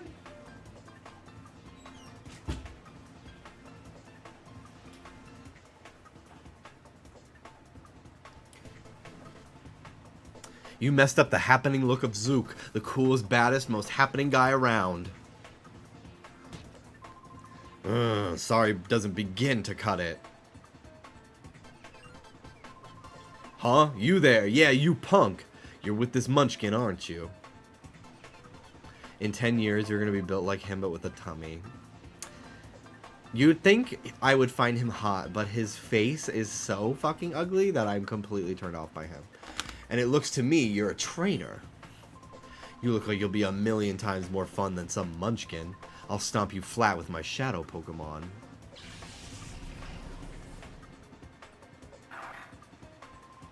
That's quite enough of that. More uglies. Pokemon aren't meant to be used in such a manner. Choose your time and choose your place and time. Oh my god.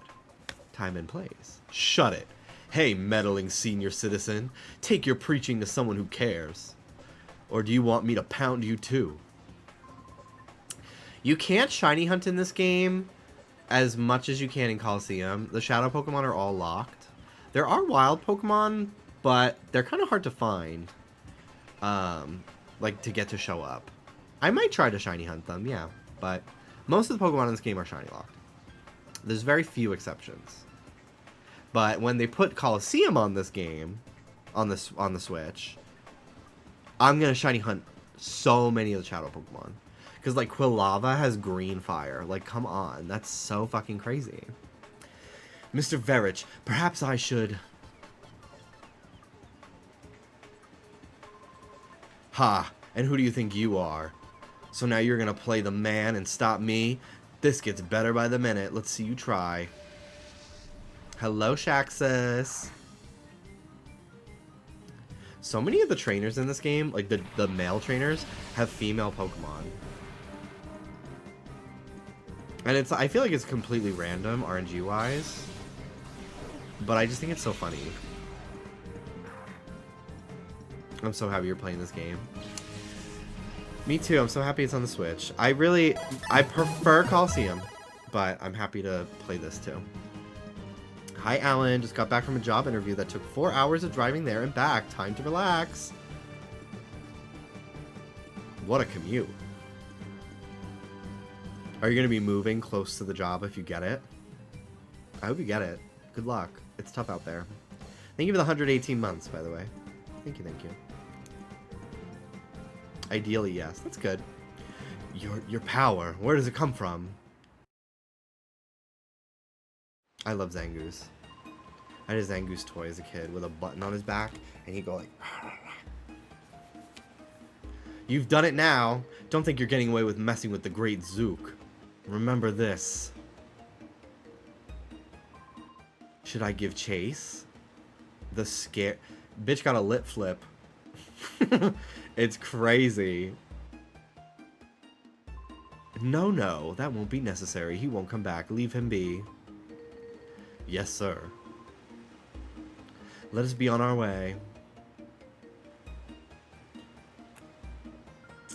Thank you. Ho ho ho. That hardly deserves such gratitude, my little lady. We did only what had to be done, nothing more.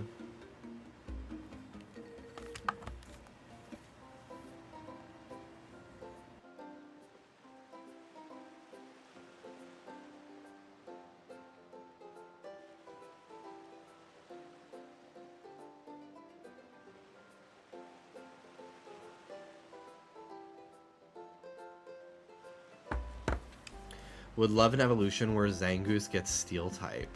That'd be kind of crazy.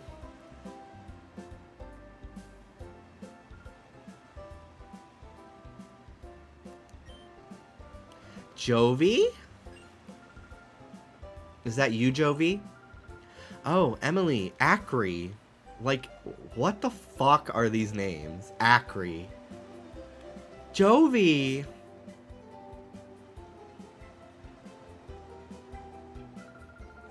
Her name sounds like a cough, dude. So it was you, Jovi, being harassed by that big, strange man. Were you okay? Yup, strong people helped us. Big Brother was there too, so nothing bad happened. Jovi came here on an important visit. Big Brother's Jovi's assistant today. Oh, you must be Jovi's brother, Jimby. I'm glad we finally meet. I'm Emily. Hi, Jovi's big brother. Jovi's been a very nice friend to my daughter, Emily. That elderly gentleman's name is Mr. Varick. He comes here by boat with his 2 assistants occasionally. There's something mysterious about him, don't you think? He's supposed to be fabulously wealthy. Rumors like that give me the shivers. I'm hoping to become a novelist. Whenever I come across anything mysterious, I try to imagine a story around it. Anyways, be careful in this town. There are lots of rough customers about. Emily, we should be going. Everyone has a crazy name, and then there's Emily. Yeah. Okay, bye-bye, Jovi. Yep, see you soon, Emily.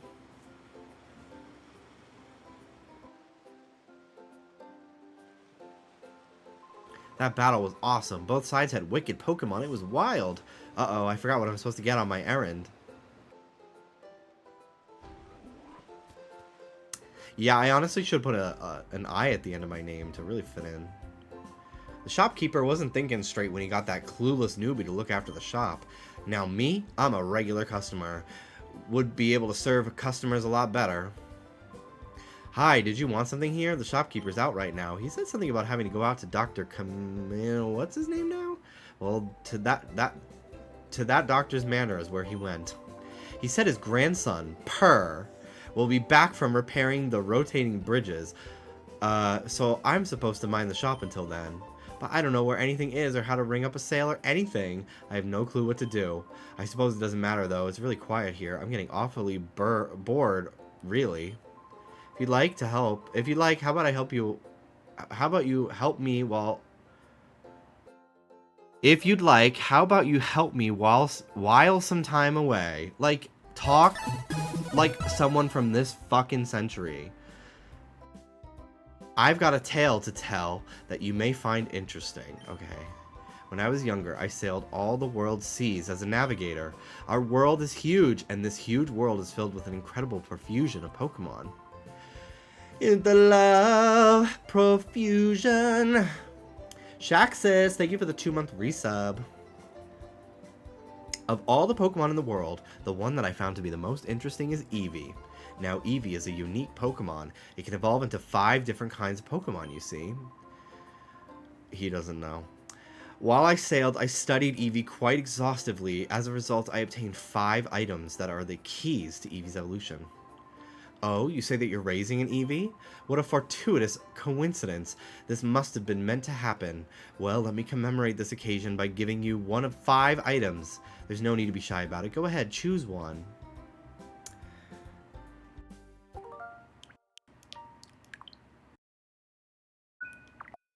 Okay. So, Umbreon and Espeon are my favorite Eevee evolutions ever. Okay. However, they are the starters in Coliseum. So I'm kind of like, well, if I play that eventually, like, I don't know if I want to use Espeon twice. I would not use Umbreon by itself. So I'm like, and my Eevee is timid, which would be so fierce for Espeon. But because these games are double battles, I kind of want something a bit more bulky. And Vaporeon is a great option because, like, at level 12, it had like 100 HP. Because I picked Vaporeon on my other playthrough that I was doing the other day. And, oh my god, it's like a wall. For stalling out battles to, like, catch shadow Pokemon, it's so useful. Plus, there's a really beautiful, like, particle effect that floats around Vaporeon in this game. And I love it. So I think I'm going to use Vaporeon.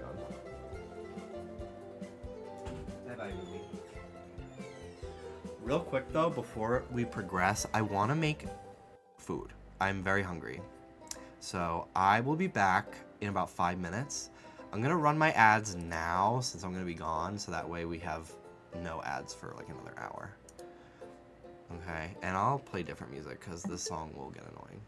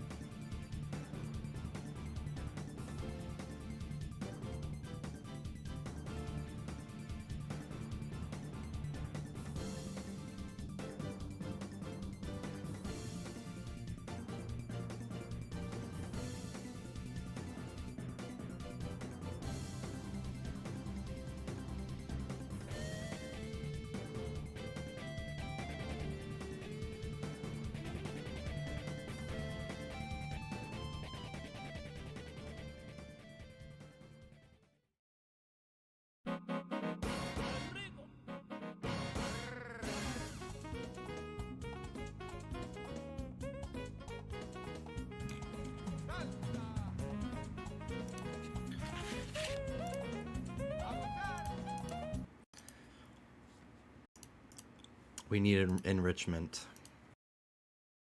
I made egg sandwiches. Open face egg sandwiches. I don't want to have to read dialogue while eating. So we're going to watch a YouTube video. We're going to watch Dr. Lori. I haven't watched her in a few weeks. So I've got a bunch of new ones to watch. She's an antique appraiser. I love her. She's fucking awesome. So I'll put this on while I eat. Look at the packaging. It's rather rare. It looks like it's like an angle. I would run with it. Which one do you buy? They missed this one. It's a piece of Fire King. This is occupied Japanware. Thank you, Vexatious. What you're looking for.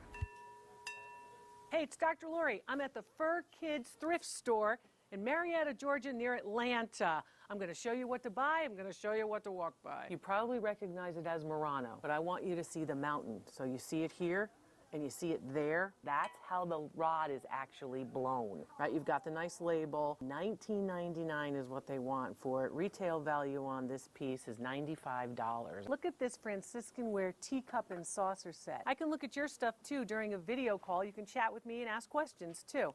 This Franciscan set, that's the one you're looking for. And of course the apples as your pattern, $4.99. It's rather rare.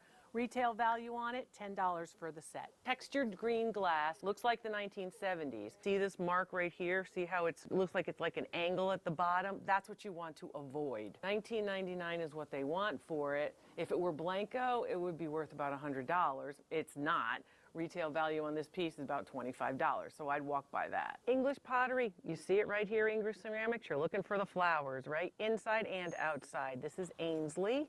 This is a little trinket bowl, $14.99 for it. They know it's something good. Retail value on that one, $20. This pendant I need her to is link up with Murano Luscious. That would be glass, everything. hand blown. You see the circle there at the top where my fingers are? That's, of course, the bail. You put your necklace through that, your chain. They missed this one, $2 for that. A willing buyer pays $30 for that piece.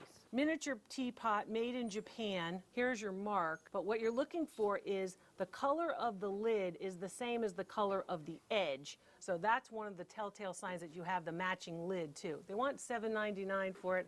I'd buy that, it's worth $15.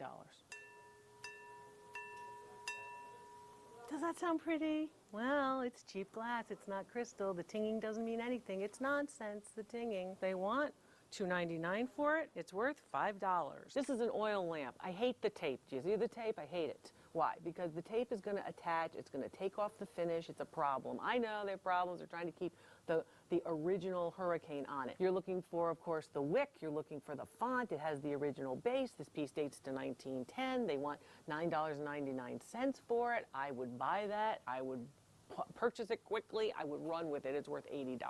Hand-built pottery. Look at the base. You see how it's raised? That's what you're looking for. $8.99. Probably used as a planter. I'd buy that. That's worth $40. Chutes and ladders. Not my favorite game. I didn't like this. This is from the 1960s. Look at the packaging. It was also a sale, right? It was 93 cents on this tag. $7.99 for it. Today, it's worth $25. I'd buy that. I want you to look for the glass eyes on dolls. Yeah, China face, but glass eyes. So you see this one? That's a good example. The wig needs to be good too. $4.95. You gotta buy this. Retail value on that doll is $35. It's a piece of Fire King. $4.99 for it. That's about retail. It's worth $5. Two-tone metallic, right? The brass and the silver says the 1980s, so look for it. Pineapple is a symbol of hospitality. This is a plant stand. Yeah, a lot of those fancier dolls, they wear wigs because the head's porcelain. From the 1990s. It's not like a Barbie where it's like sewn fibers into like a soft back. And a lot of people will buy, there's a market for those old dolls just for the wigs for people to put on other dolls that they own. Because she's an antique appraiser and she talks about like secondary market and like resale market. So that's why she's like, you buy this for 10, you could flip it, you know. She knows so much shit. I collect birdhouses, so I look at them when I'm here. The marquetry work I would never pass by. Different kinds of woods are what you're looking for, different colors. $34.99 for it, which is a little bit high, but I'd buy it anyway. it's worth $75. This coffee pot is from the 1950s. You can see by the feather design. Made in Bavaria. Look at the shape. That's what you're looking for. And a distinctive finial. $9.99 is what they want for it. I'd buy that. It's worth $40. The red one is 1940s from a florist. Nice shape. $4.95. It's worth $15. The next one is a florist piece, very inexpensive, worth about $1. $4.99 for this green urn. That one I'd buy. That one's worth $15, also from the 1960s. The yellow one was made yesterday, so I would leave that one there. The purple is trying to simulate a apothecary jar. They want $1.99. Well, it's worth $2, but I'd leave it there. This is your blue satin, $7.95 on sale. I'd buy that. That one's worth $15. Look at the camera, Milo. What? Look what I have. Look what I have. Did she finally get a dog? Can you see? Ah. If you get I hope that's her dog. I miss some lore. Because in all her other videos, I haven't watched her in like maybe 2 or 3 months. Because we usually watch her in the bedroom. And the bedroom TV, we broke it while we were trying to mount it. So we just use it for like podcasts to fall asleep to. Because we don't have to like pay attention to the video. But her, like, you got to see what you're looking at. So we haven't watched in a while because it's bedtime TV, you know? And in a bunch of her other videos, she's like, I love dogs, but I can't get one because I travel all the time. So I need to know who that dog is. Did she finally get a dog? Get rid of this shade so you can see the actual lamp. You'll see that there's a pair of lamps there. Because she travels They're the country They're and does like heavy and appraisal they're clear. That's what appraisal they're shows and looking stuff. for. She's They also, have I the think she's a pineapple professor at a pattern you're looking college. for as well. They want $14.99 for each one. They're a bargain. I'd buy both of them. They're worth $35 each. An Asian decorated reverse glass painted lamp. This one's from the 1980s. It has nice style. They want $34.99 for it. I would pass by it. It's worth $40. The brooches are so big right now, so I want to show you some brooches. This one's from the 1960s. If you look at the back, you can see open work. See how they're open? You can see through them. That's a sign of the 60s. They want $4 for that. That one's worth $15. This one's from the 1970s. I want you to think of Cindy Lou Who, right? And the Grinch That Stole Christmas. Remember her Christmas tree? It looked a lot like that. Enamel work is very good, how they paint on the color. $3 for that. Retail value on that, $25. My grandma, my dad's England. It's made in stepmom, who is more of a Staffordshire. grandmother to me than his biological mom. I just don't call her grandma. I call her by her first name. She has so many, like, ever since I was a kid, like, honestly, drag. Like, her earrings are, like, they're long, and they have, like, a ton of charms on them, and she has, like, different ones for every holiday. She probably even has ones for, like, fucking Flag Day. Like, she just has, like, these are making me think of her. Marked on the back, England, $3. I don't know if you can see it says made in England right on the back there. Retail value on that one is $15. This piece is Bakelite from the 1950s. $4 for that one. You can see the age on the back of it too. It's another telltale sign. Retail value on that one is $30. Do you wear your sweatshirts inside out? Put it in the comments. If you don't have a mark on the bottom of a figurine, what do? How do you tell? Look for the glaze. The glazed underside is higher quality, better maker than the unglazed. In this case, they want $3.95 for this one. It's worth $4. $4.95 for this one. A willing buyer will pay $15 for this one. I like this planter for the impressed design. This piece dates to the 1970s. $13.99 is what they want for it. I'm being I'd buy itchy this for for my $35. There's deodorant your mark lately, on the bottom, which is annoying because I've been using it for like a year. I believe the finish will And come off. only, So when like, you spend this week it's been making me $7.99 itchy. for it, you're not going to have all the nice color green once you take off the tape. What's it worth? About $5.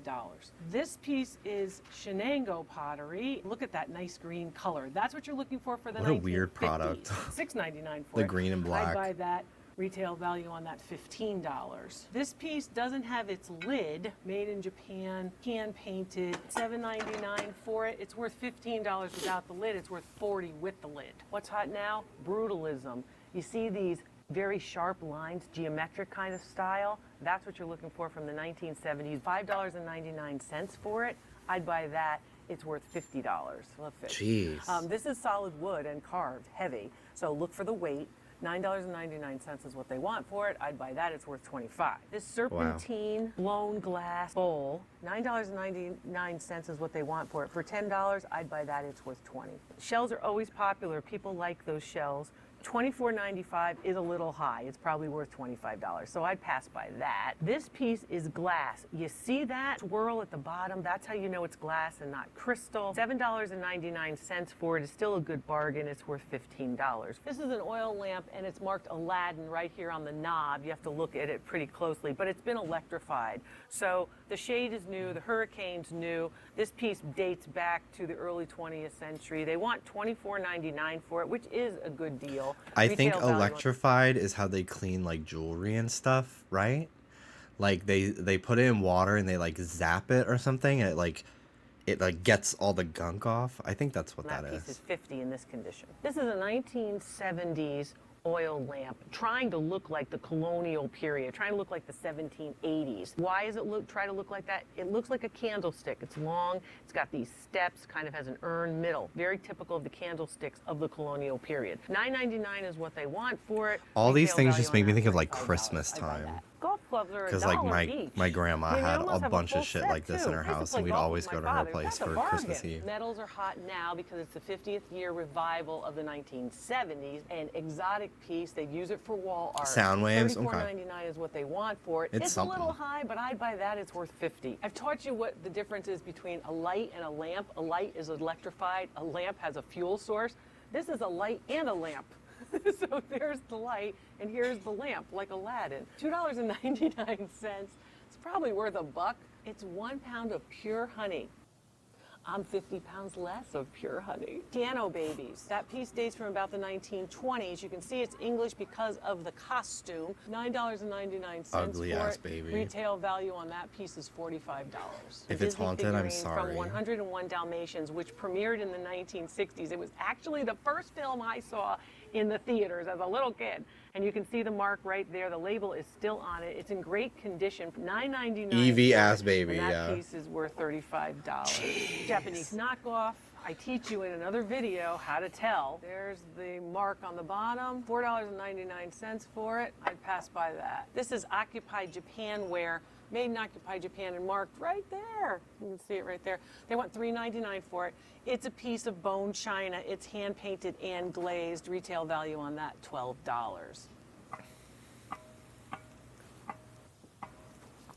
She's pretty good. Costume pendants. So we've got the whole tray. This one, trying to look like David Yurman. You've got the rope, which is his signature style. And then, of course, you've got the crystals inside, trying to simulate colorless diamonds. On the back, you can see the open work, which lets the light through. They want $5 for this. This piece is worth $45. She has this ass. I love her. Is a holiday she package. always is annoyed at her comment section because there's a bunch of people think, probably because she's a fucking woman, always telling her, like, you're wrong about this, you're wrong about this. She's been doing this for like 40 years. She has a fucking degree in it. Like, shut the fuck up. Like, she could tell the fucking date, like, a plug for a lamp, a light, whatever. She described the difference.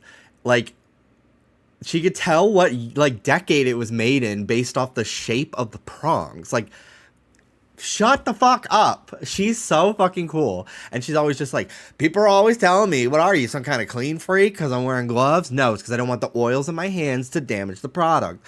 Oh, she's so fucking funny. She's always mad about her comments because they're all stupid people. They want $8 for it. I'd buy that. Hand-painted Rosenthal saucers. The gold rim and the gold interior line, that's what you're looking for. There's your mark. $24.99 for 10. They're worth $5 each, which means for 10, they're worth $50. I'd buy those. Sugar bowl and creamer set. This is Royal Winton. Mark is right there, and it's the old Canada pattern. Winton? $9.99 for the pair. Peanut butter? These. Retail value on the pair, $30. The pop pieces collectible. First of all, if it has to do with the movies, you've got pop pieces, and then you've got a movie collectible. So that's always a good buy. In the original box, they want $9.99 for each one of them. I'd buy them both. They're worth $20 each. Star Wars. This is the figure. She runs through the whole movie. I got tired just watching that movie, watching her running through the whole Star Wars movie. They want $4.95 for this one. I'd buy this one as well. It doesn't have the original box. Retail value on that one, $15. Look at this, it's Barbie. Barbie, and then the tray comes out. Beautiful, I love it. 99 cents. What's it worth? $10. Royal Masquerade in the original cellophane, $2.99 for it. It's brand new.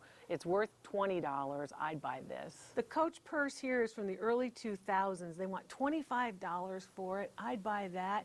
That's worth 50 bucks. Avon piece with the faux Burmese rubies in the middle, so those are glass. $5 is what they want for it, and on the back you can see it says Avon. Retail value on that piece is $15. This cat right here, this black cat, is perfect. That one they want $4 for, marked on the back. That brooch is worth $20.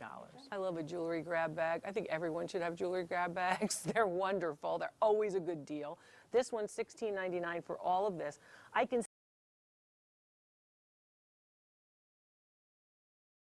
Sorry. She talks about how a bracelet could be fucking ugly as fuck.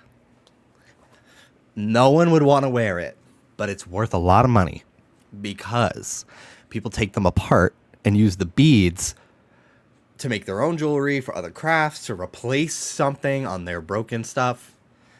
So she's like, you can't just think about the product as it is. You got to think about what are the parts worth. It's so crazy. I would never consider any of it. see through the bag. You don't even have to open the bag. I can see with this shell necklace, these beads, and these gold beads that you're going to get your $17 back. Retail value just on those three is going to be 50 bucks. Like, I found lots of treasures. that's a I wild. left them for you. There's more to come. But yeah, she doesn't buy any of it. She's just like, this is what this store has. Okay, come buy it all. That's probably why they let her film. Because she's like advertising the goods that they have. Bye, robot. Yeah, I love her videos. She's awesome. I wonder if she knows anything about Pokemon cards. I'm very curious. Because she knows about like Beanie Babies and Funko Pops and stuff. Okay, so I think I want to look at the Pokedex for this game too. I want to see who is available because that is going to shape how I choose. I'm still leaning Vaporeon here, but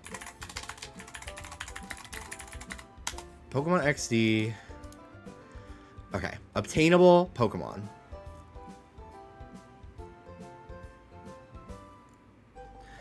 I just saw someone on Insta who makes faux taxidermy bugs with thrifted jewelry and beads. That's so cool. Hi, Kim.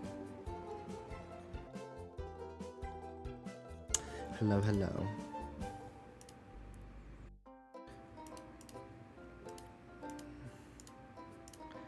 Okay.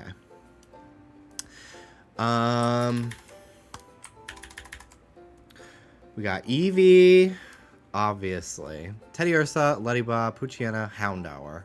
See, like, that's why why would you pick Flareon? Like, you get Houndour, who's so much better. Baltoy, Spheal, Mareep. Could use Ampharos instead of Jolteon. Spheal is cool, especially at getting Walrein. Like, that's such a fun Pokemon to use.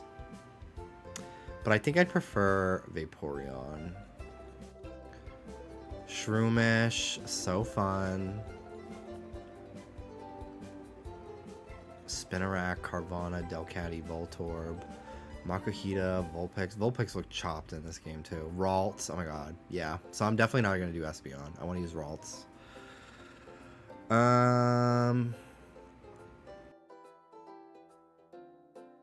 Some of these are pretty late now. Like, this is endgame area that we're getting into here. Oh no, that's Citadark Isle. That's endgame. Interesting. Honestly, the fucking Pokemon in this game suck. That's another reason why I prefer Coliseum. Like, you start with Umbreon, Espeon, and then you can catch a Johto starter. Breloom, I'm gonna use. That's pretty cool. But like, some of the Pokemon in this are fucking ass. Like, you can't even get Mamoswine yet. It doesn't exist yet. Lunatone, but no Solrock? How interesting. I definitely want to use the Zangoose. Physical Shadow Ball for Gen 3 is so cool. Togepi's cool because they give this one Tri-Attack. Yeah, but you like, in order to get Elekid, you have to trade the Togepi. It's so weird. Isn't that so weird? Like, why would I want to get rid of it? Especially because you get Electabuzz in this game too. Like, what? Why would I give away this Togepi? Yeah, no Togekiss, so like, what's the point? God, Tri-Attack Togekiss though? Oh my god. Every person I fight, Serene Grace, Tri-Attack Togekiss, I think everyone would just kill themselves the minute I started to fucking fight them. Okay, well anyway, we're picking Vaporeon. That Water Stone will make Eevee evolve into the Pokemon Vaporeon. It's easy to make your Eevee evolve with that Water Stone. All you have to do is use it. Would you like to have it? Yes. Fine, you can have the Water Stone. Just like your Eevee, it's invaluable. It's actually $2,500, but... You're so lucky, big brother. Jovi wants something too. Is this the game where you get Magmar with Follow Me? The infamous Magmar Follow Me? So, highly recommend evolving this Eevee as soon as you get it, because at level 16, Vaporeon, same with Jolteon, Flareon, and I think Umbreon, Espeon as well, that's where they learn their first, like, stab attack move. Eevee learns Vaporeon learns Water Gun at level 16, and then after that, like, I don't think it learns any water moves via level up until, like, maybe level 50 with Hydro Pump or something. I don't know, but like, it sucks. So evolve your Eevee as soon as you fucking get it. There's no reason to not do that.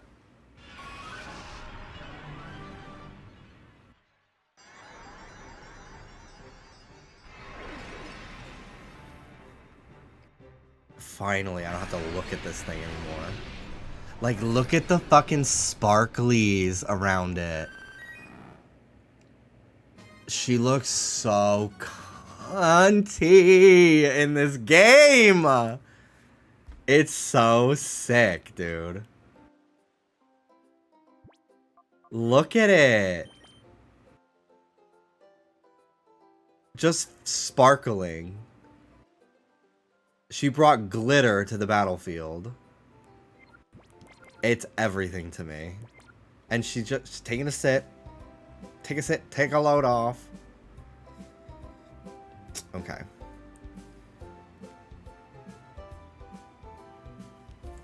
Hello.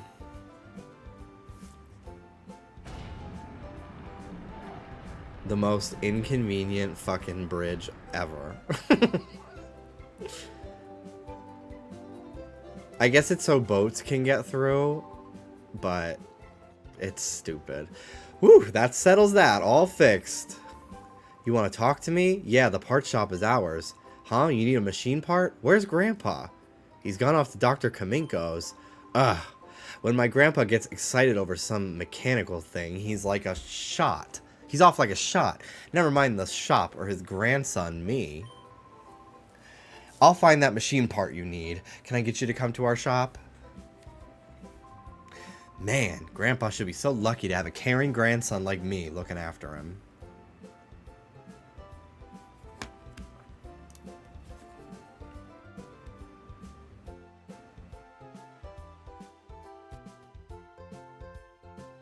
I love the buildings in this game. They're so industrial. It's so cool. Like, I would just have fucking plasma floating through your house for some reason. Like, what is that? I don't care. It's cool. Sorry we were out. A machine part you said, right? The contraption.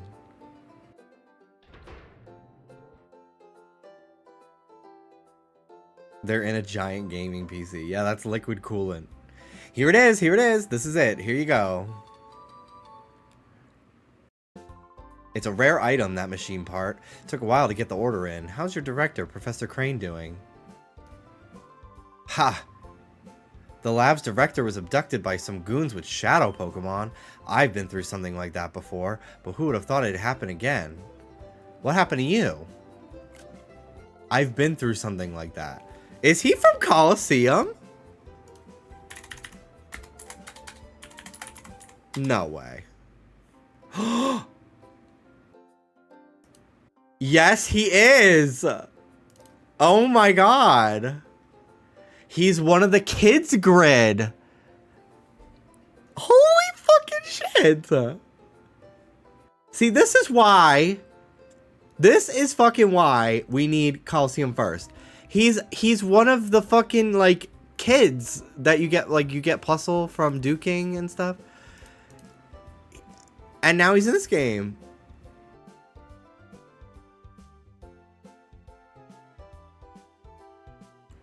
Wow, that's so cool.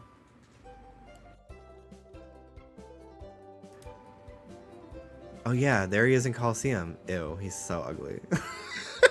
He runs the gear thing. Wow. See, like, I never picked up on that. Especially because they look different, you know? Because this game has a little different art style. That's so cool. I've been through something like that before, but who would have thought it'd happen again? I hope the lab's director's found. I'll be rooting for you, so don't give up. Wow, I can't believe it. That's so cool.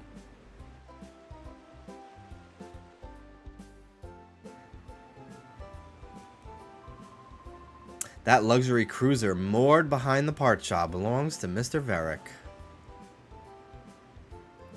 There's a shadow Pokemon I can get here. There's actually two, I think. And the way to do it is hilarious. So we're gonna go do it.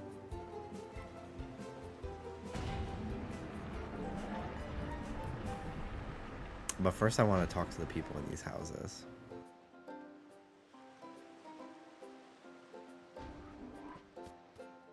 Like, imagine having to live here, and getting out of here is so tedious. There's an island far from the coast of Gadianport. It's surrounded by vicious ocean currents, however, so no one can go near. Of course, everyone around these parts knows better to go near that island in the first place. I like your house. Having a water type in a desert still feels cruel, like having a husky in Florida. Yeah.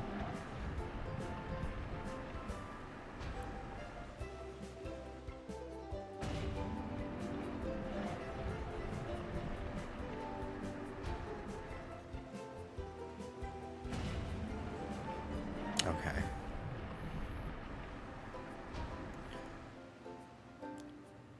Let's fight this old guy who has very funny dialogue when you beat him.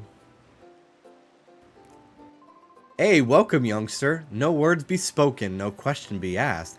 We shall battle, yes? Good answer. I'll battle with a feisty lad. A battle with a feisty lad is one to be savored. Casual guy, Kyle, with a C.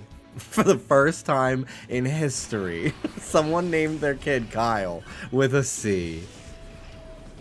See, so many people have female Pokemon in this game. It's woke.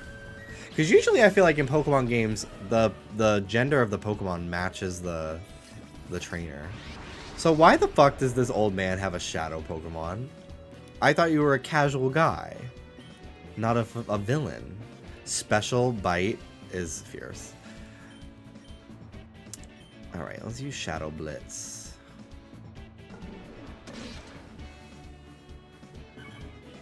I love Tailo. I actually do know someone named Kyle with a C. No offense, but I hate them. I don't love, like, a creative twist spelling of a name that is popular. I hate it.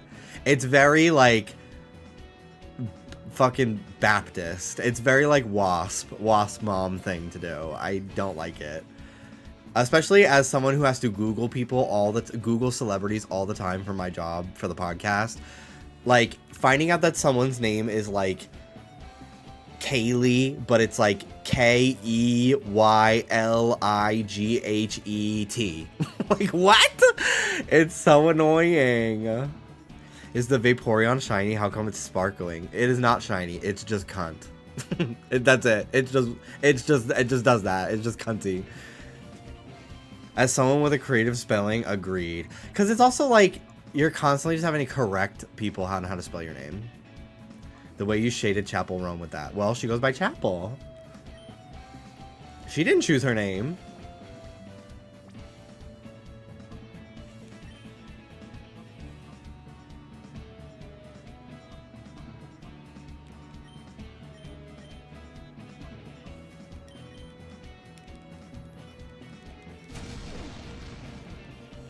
Alright, we'll weaken it a little bit more. Because I only have 4 Pokeballs.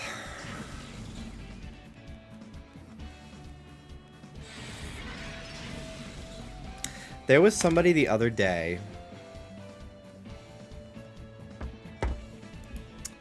Hang on.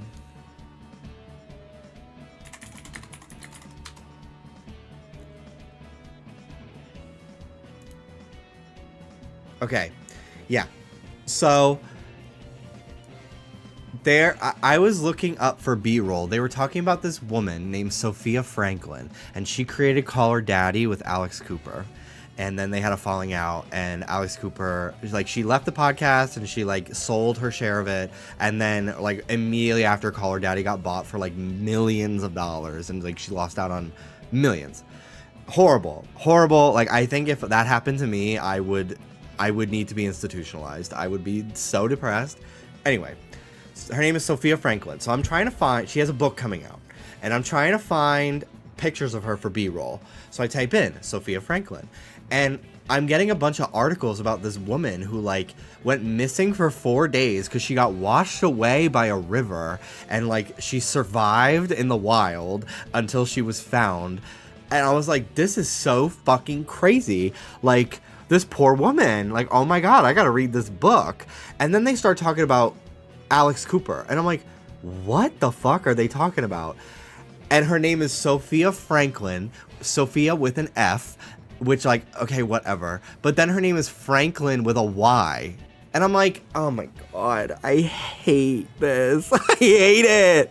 Like, it just makes me so annoyed because it happens to me so often when I'm looking up people on the podcast, because I'm just like hearing the name out loud and then I have to Google them myself, and like I have to figure out the spelling by myself. If they don't give like context clues, I'm like Sophia Franklin influencer, Sophia Franklin Call Her Daddy, like something to like have Google be like, did you mean so and so? Like, then I'm at a loss. So when people have like a creative spelling for their name, it drives me fucking crazy because I don't know who any of these people are to begin with, typically. Like, it's very rare that I know the influencers that they're talking about. So so that's my complaint. I'm like, please stop naming your kids Kyle with a C. Like, that drives me crazy. Name your kid something like Aquaman, like Trish, Malibu, Elvis. Like, Trish has got it down for naming people. Like, you're not gonna confuse them with like anyone else. You're gonna know how to look up Aquaman when he's famous someday, you know?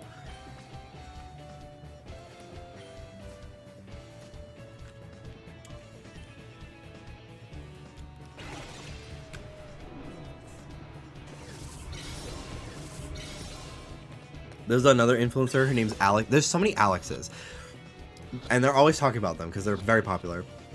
So there's Alex Cooper, who made Call Her Daddy, and then there's Alex Earl, who is another thin blonde white woman, I think similar in age too.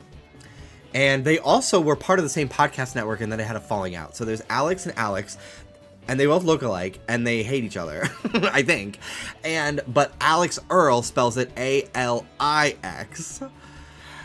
And like, I literally didn't know that she spelled it like that for like a year of working on this podcast and looking up pictures of her. Because I look up like Alex Earl with an E, like she still shows up. Yeah, I don't fuck with Alex Earl. Like, I don't know a lot about her, but I know enough that I don't like her. I don't like a lot of these influencer people that come up on the podcast. Like, the Mormon Wives, like, I will not get into that show because I know I'm willing to bet half of them, especially the dads, voted for Trump.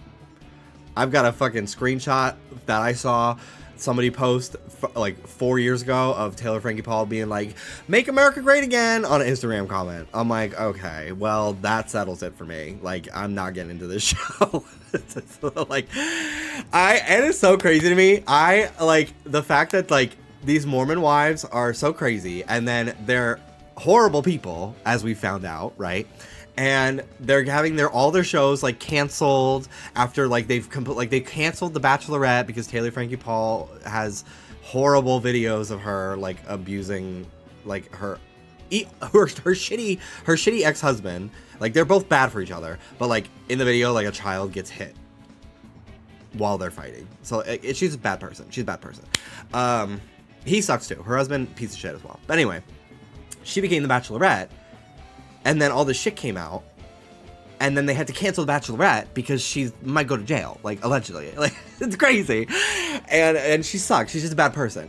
And now, like, there's rumors that they're gonna do some spin-offs about other Mormon wives, and, like, they're gonna bring on new Mormons.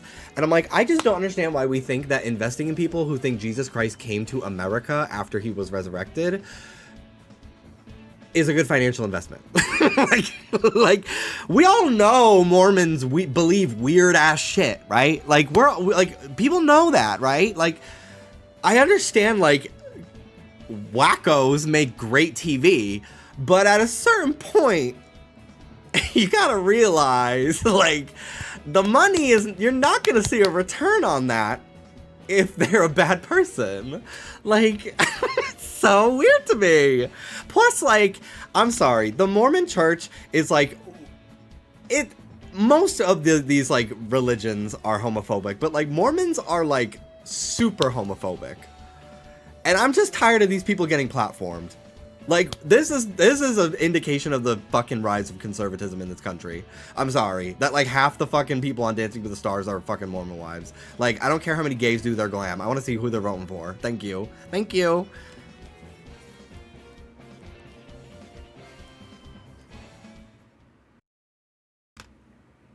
I don't like it.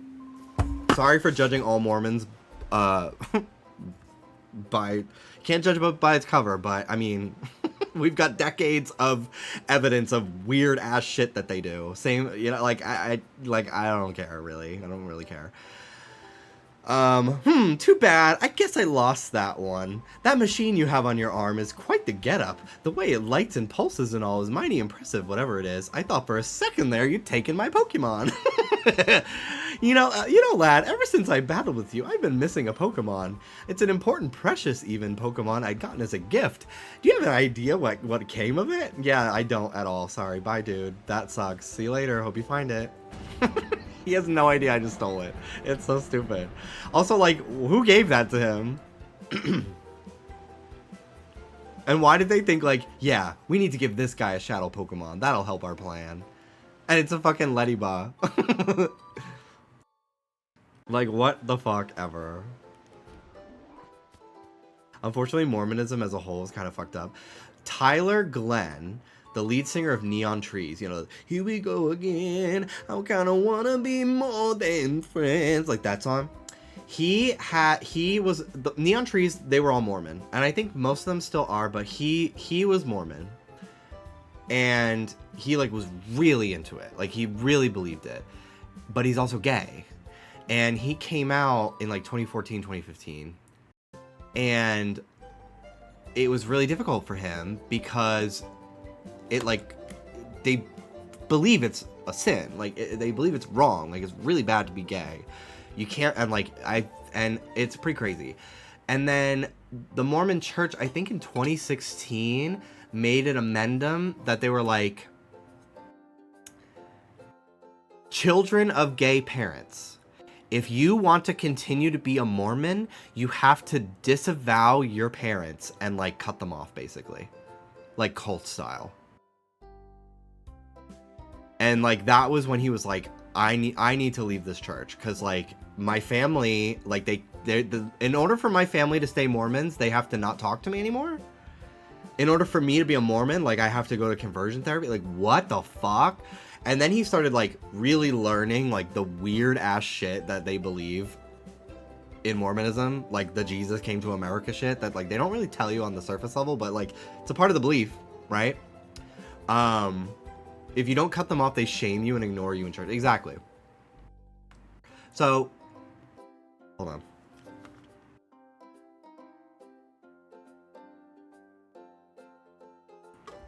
Sorry, there was a piece of bagel stuck in my tooth. Anyway, so he has this video. I really recommend it to anybody who like wants to know about like, I mean, it's sad, the content, but I wonder if it's still up. He has a whole album about being excommunicated from the church. It's a solo album that he did, but he did this video series, an interview. It's like multiple like 2-hour. Yeah, this is it, Mormon Stories. And it's this ex-Mormon who interviews other ex-Mormons. And it's fascinating. It's fascinating.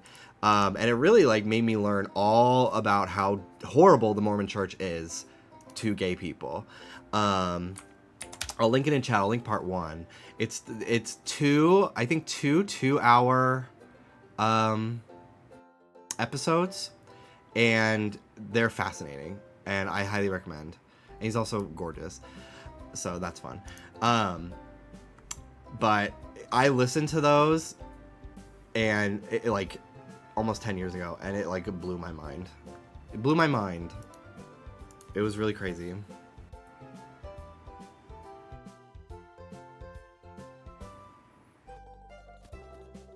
Jimmy, who was the last person you made out with, and was it good or bad? Dallas said it was good. Woo! Now you're a rare child. Most people would take the elevator. Are you doing this for exercise? I'm doing it for the items.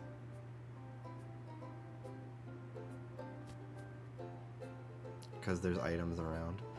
I love how much you would probably get tetanus on like everything in this elevator. In this lighthouse.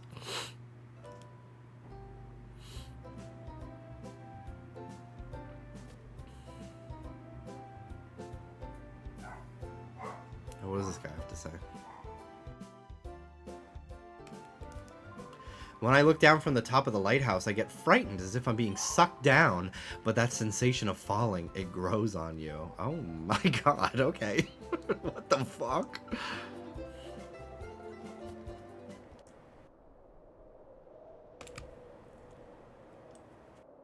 There's a really great movie. It's really sad.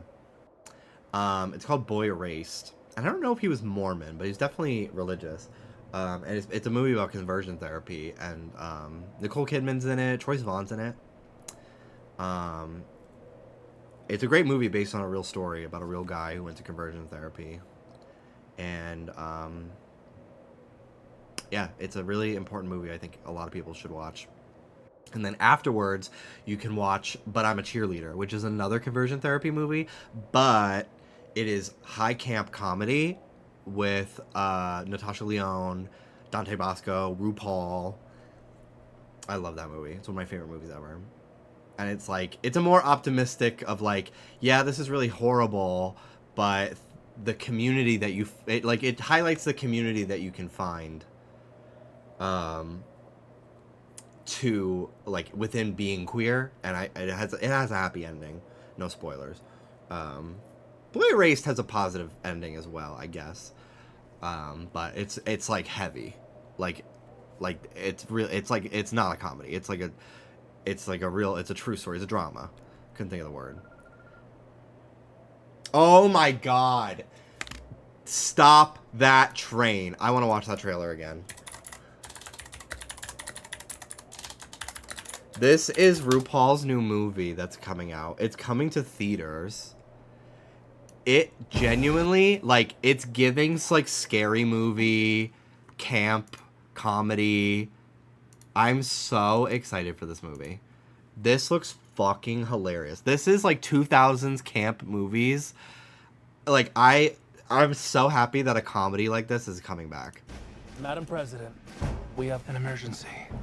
The situation is ongoing, but we have our people monitoring it from every angle. Tell it to me straight. There's a Glamazonian express headed directly into a massive storm. Now tell it to me gay. Conductor, are you saying that you're on a runaway train? Worse, we can't stop. Stormaganza. In English, please. It's gonna be a disaster. In Spanish, please. Va a ser un desastre. In Mandarin, please. There's No need to panic. You look different. Let me guess. Stroke? Can you read me? Girl, where do I start? No offense, it just smells like poor people back here. Didi, I was born with adult teeth.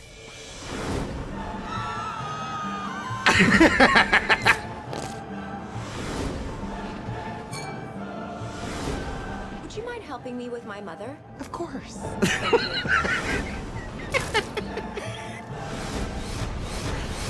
No way. Are you? I am. Are you sitting in my seat? I paid for the window.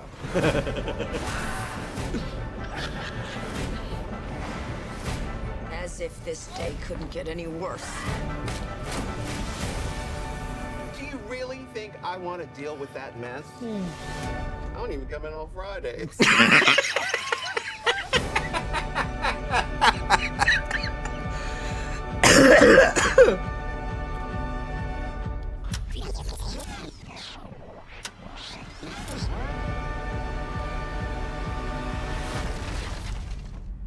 Like, that looks so fucking good. It looks so good. I'm so excited. Like, genuinely, I could watch that trailer like 50 times. Oh my god, it's so good. You there, you look like a trainer to me. Someone gave me a wickedly tough Pokemon. I'll test it out on you. Yeah, Raven's gonna be in it. Lisa Rinna. So many Rue girls. I'm very excited for it. This buff ass lady.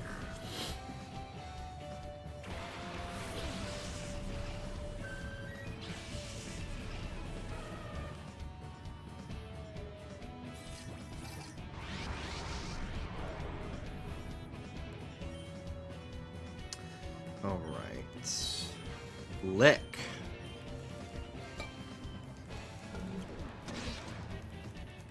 Goodbye, Zubat. Zubat looks ugly as hell in that game.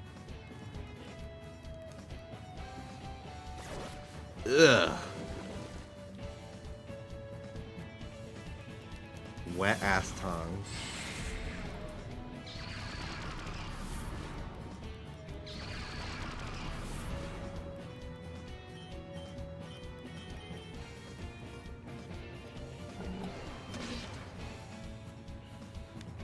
This movie will turn every state blue. That is the woke revolution. The blue wave. Yes, this is a buff lady and there's a buff dude who is enormous. It's so funny.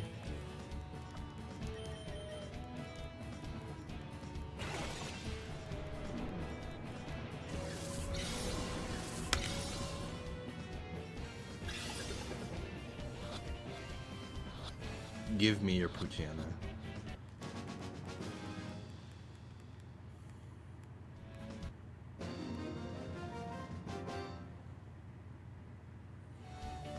This Pokemon was too weak.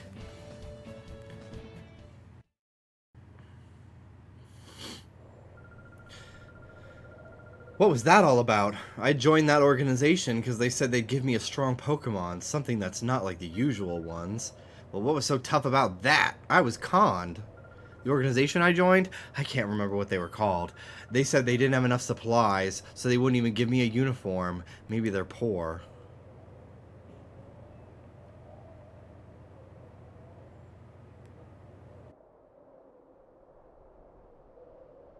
I would love another game in this region. It'd be awesome. I kind of wonder if they know how much we want that, and maybe if these get a lot of downloads, maybe they'll think about it. You never know. They're doing all sorts of weird shit nowadays. Who knows? I'm very honored to be in the presence of so many locals. Kyle-san. See, Kyle with a K. None of this Kyle with a C bullshit that this game is trying to perpetuate. Thank you so much for the raid. Hello, hello, hello. Welcome in. Thank you so much. You see the island in the distance out at sea? It's always obscured by clouds. If only those clouds weren't there, we'd get a gorgeous sunset at dusk. The organization is so poor, people cannot remember their name after they join, and they don't have uniforms either. This game has a Kyle with a C. Yes, isn't that fucking ridiculous? Like, what? Hello, Hunter Alex.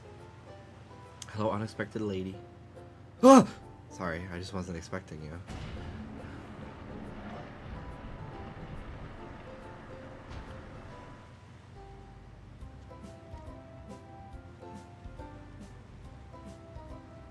Okay.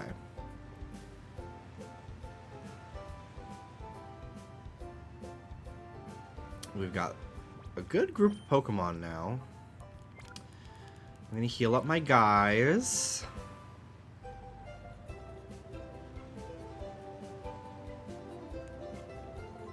You know already, don't you? Yes. Well, of course you would.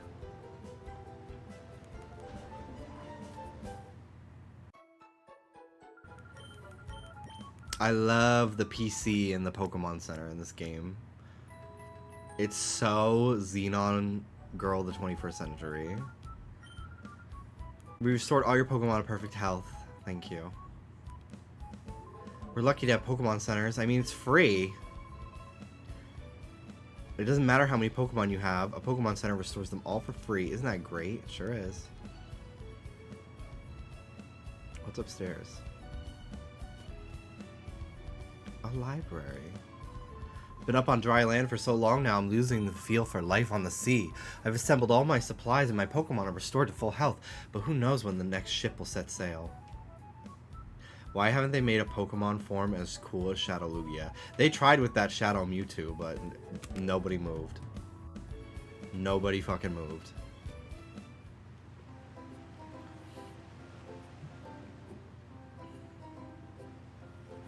Hi.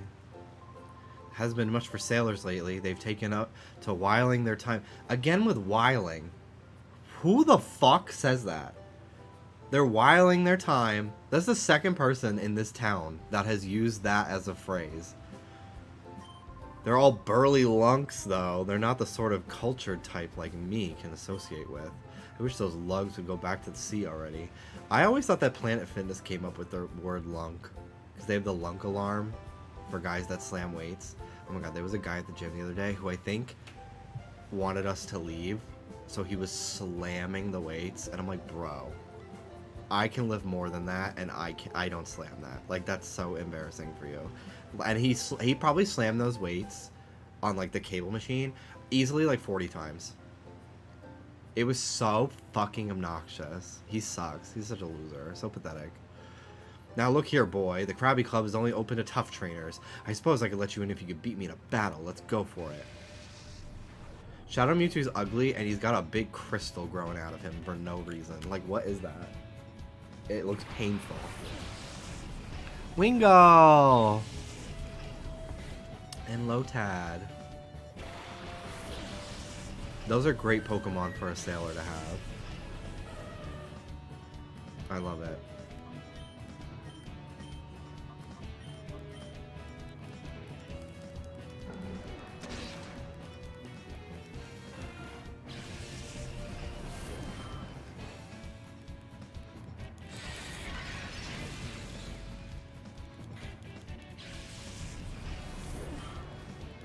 I never realized as a kid until this game that, like, Lotad is humongous. Because I feel like in the anime it was pretty small.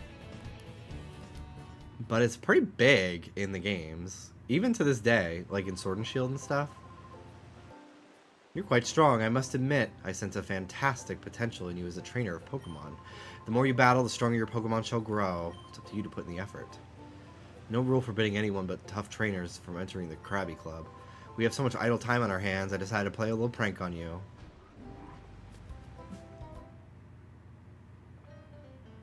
I feel like Brock's Lotad was very little. We're working now. If you want to autograph, make it later.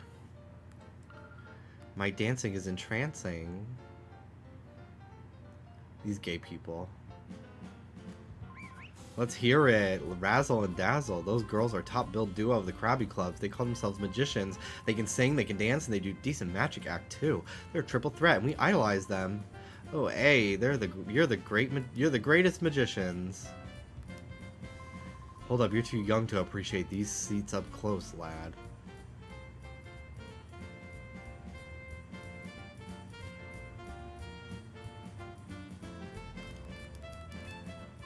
Mutter. I'm making my debut today. I'm so nervous. I don't relish the thought of going on stage after the magicians. They're at the top of the act, of course. The Krabby couple are calm, though. They're stage veterans. They are not nervous at all, the little Krabbies.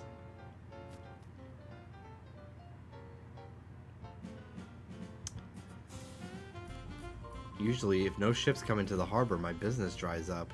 Thanks to Mr. Varick, business is booming. Every day the man treats everyone to free drinks and meals and drinks. It's like a bottomless sack of money. Eat up, then eat some more. Eat to the last drop of strength. Who knows who the guy is, but let's hear it from Mr. Varick. Hip hip hooray.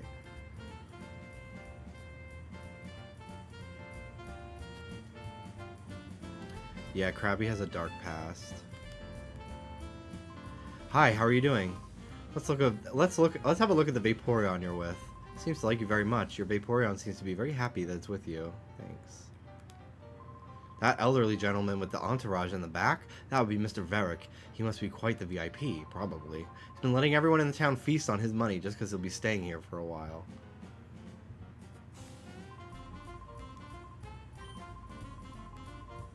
He's like, leave me alone. Don't come in here. Okay, let's, honestly, Ursaring wouldn't be bad to have.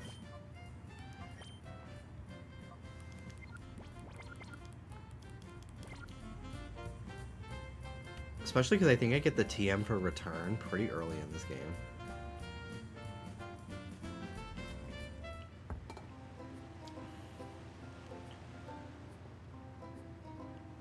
Okay. Well, we got the part. Let's head back to the lab.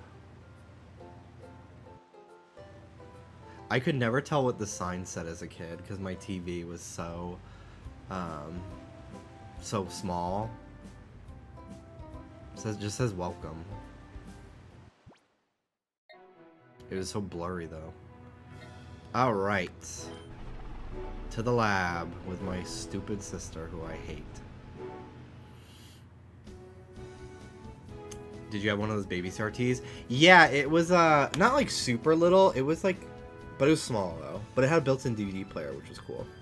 I have a CRT here that I got on Facebook Marketplace a couple years ago that I sometimes use as a computer monitor. I have like a converter, and I use it to watch like old anime and stuff. But I haven't plugged it in a while just because I just haven't.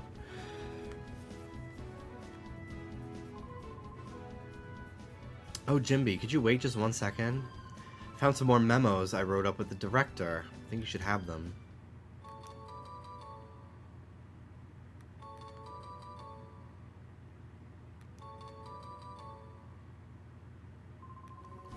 Okay, thanks. Okay, what do these say? The snag machine. The Aura Reader's development made it possible to create a workable new snag machine. We realized that we could integrate the Aura Reader with the original snag machine developed by Cypher. The Aura Reader can be made to sound a warning and prevent the snag machine from working if regular non-shadow Pokemon is targeted. The likelihood of the snag machine being abused should be diminished. However, one must always be vigilant and must be treated with caution. Purification. Once captured, shadow Pokemon must have their heart reopened in the process called purification, so that they may return to their normal state. Its best known method of purification was to have shadow Pokemon spend time with a trainer and allow their hearts to gradually reopen. However, because it required shadow Pokemon to be with the trainer, this method placed a limit on the number of Pokemon that could be treated. We needed a process for efficiently purifying many shadow Pokemon. Our studies led us to the idea of the Purify Chamber. The Purify Chamber is a radical new concept that differs from usual purification method of having shadow Pokemon be with a trainer constantly. It represents a new approach that places shadow Pokemon among regular Pokemon so that they may become purified naturally. Much time is still needed to make this concept real. We must acquire systems, collect data, and make adjustments. We eagerly look forward to seeing a Purify Chamber concept in operation. Nothing will ever be as cool as the fucking secret reports in a Kingdom Hearts game, but they do kind of give the vibe. Even though it's all information we already know, and it's not even worded mysteriously. Okay, let's go see Mommy. I have one for Facebook Marketplace too, the small one, the VHS player. That's so cool. I really want to get a VHS player. There's because I have so many tapes from growing up that I brought to California with me. And I think it would be fun to watch. Plus there's a VHS store in LA that I want to go to sometime. Welcome back.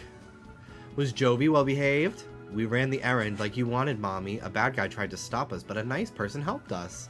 Oh no, really? I'll get the details later. How about that machine part? Come on in, Ruby. Come. Come on. Good girl.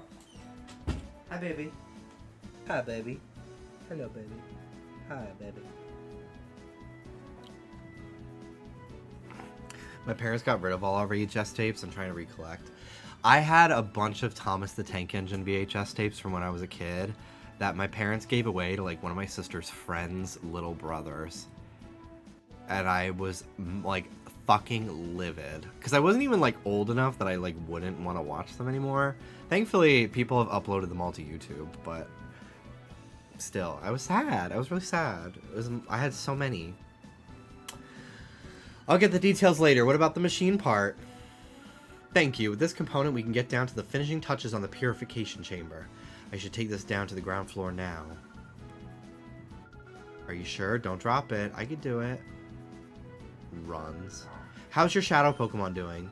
Purification progresses if a shadow Pokemon spends time with its trainer. Has the heart gauge fallen to 0? No. By the time the Purify Chamber is completed, the heart gauge should be down to 0.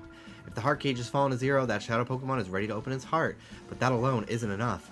To complete the process, the Pokemon needs to go through a purification ceremony. It's basically a ritual for it to return to its natural state. If the Purify Chamber were ready, it could go through the ceremony there, but it looks like we'll need a little more time to get it finished. Because of that, I think your shadow Pokemon should go through the purification ceremony using a different process. There's a village called Agate. In the village is the Relic Stone, which has the power to restore shadow Pokemon to the natural state. It worries me a lot to send you to such a far-off place by yourself, dear, but I think it's something that only you can do. Well, dear, will you go to Agate Village? My mom gave away all my Legos to my nephew without asking. At least they kept it in the family. But, like, oh my god, Legos are so expensive. I had no idea. I didn't have Legos growing up. I had one Lego thing. I got a Lego SpongeBob kit as a gift for my birthday one year. But I did not have Legos growing up. I had Lincoln Logs. I had, like, a barrel of Lincoln Logs. But that was, like, it. I mostly was... If I was, like, building something, it was with Thomas trains. Like, I had a bunch of, like, the tracks for them, all the wooden stuff. So I had those. But, like, I never had Legos growing up, so I didn't know how expensive they were.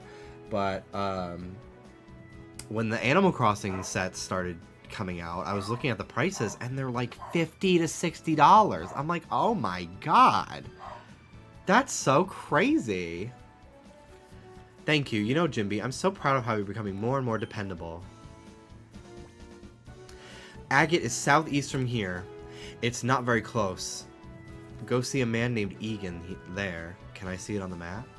Weird, so Agate Village is not modeled on the map.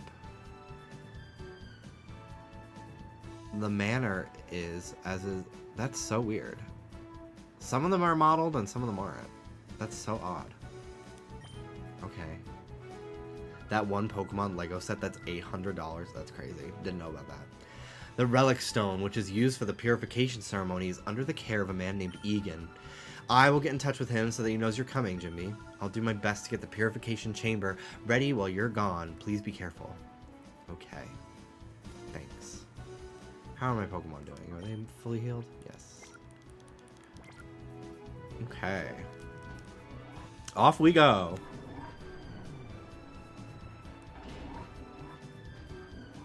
It's cool that Pokemon is finally doing Legos, though, because they were doing, like, those knockoff Lego shit that no one wanted. It's like... no one wants this. Mega Blocks. Yeah, like, who the fuck wants a Mega Blocks? When I think of Mega Blocks, I think of, like, literally those, like, big-ass ones in, like, preschool.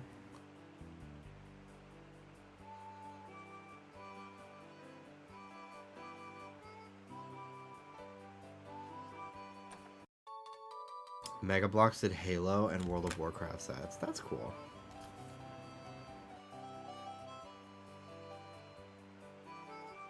The Lego movie really made me wish I was a Lego kid. And I was like, I'm gonna get into Legos. And then I saw how expensive they were. And I was like, no. I did buy a little Lego Emmett though. But I really wanted the astronaut guy. I thought he was so cute. This is Agate Village. We're famous for the Relic Stone. You can consider this a retirement village. Elderly trainers and Pokemon lead quiet lives here. I love this place. I would love to retire here. I love all the little caves with the water. Oh my god. Okay.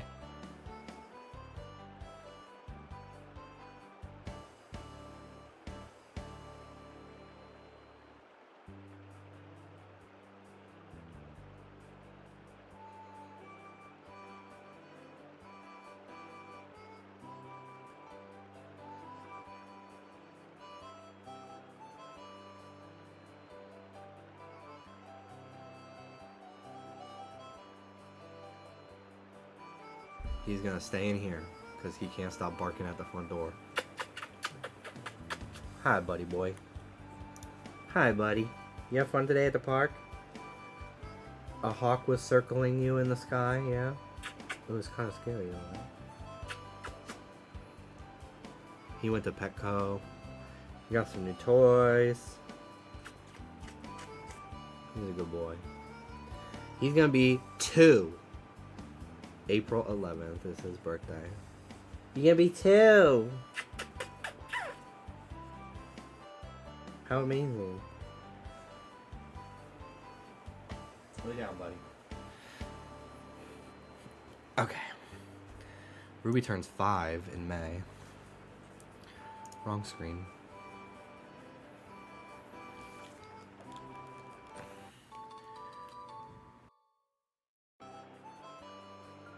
Do you know who I am? I'm the teacher lady. I know many kinds of moves. Are there moves you wish your Pokemon knew? Which move should I teach? I guess. Okay, bye. Soda is very hit or miss with dogs. Sometimes he's like very good with them, and other times he barks at them and like... he's very weird. I love that in Coliseum this lady had a Torchic and now it's a Combuskin. I love it. Uh-oh, there seems to be at least one Pokemon that hasn't opened its heart to you. Is that why you're here? Our village's relic has the power to open the hearts of Pokemon. Some time ago, I guess it would be years now, the relic was used to open the hearts of many Pokemon.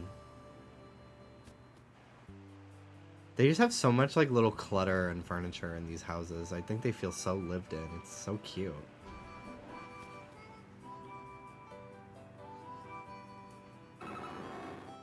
I think in Coliseum, this Wobbuffet said like Sonansu or something, which is its Japanese name, and they didn't translate it. But this one it says Wabba, which... because I remember as a kid being like, what the fuck is it saying? My dad's getting on in age, becoming more and more forgetful. Lately he's been saying nonsense. I saw a Wailord flying up in the sky. He started spouting that. When he started spouting that, it depressed me to no end. But it's true, I really saw a Wailord way up in the sky. Your face shows disbelief. You must think that old Senilor. Okay, must be adrift in dreamland. He's definitely talking about the boat. We bring you a breaking news item. Unidentified gang swarmed the Pokemon headquarters lab and abducted Professor Crane, the head of operations. We have unconfirmed reports that one of the alleged perpetrators used a shadow Pokemon during the raid. We'll bring you updates on this story as news breaks. Yeah, Egan does not talk about his granddaughter, even though she's the one who helped save the world. Like, it's so stupid. I like the look of determination in your eyes. When trainers lock eyes with each other, there's only one thing to do. Battle. This gets my blood pumping. Fun old man, Clur. Like, I'm actually getting mad. I'm actually getting pissed off.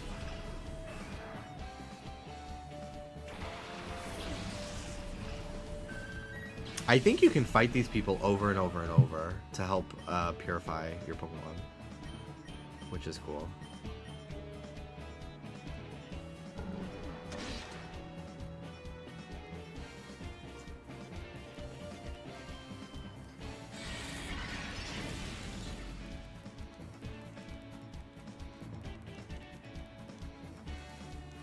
But Chopped is right. Yeah, it does look a little clunky.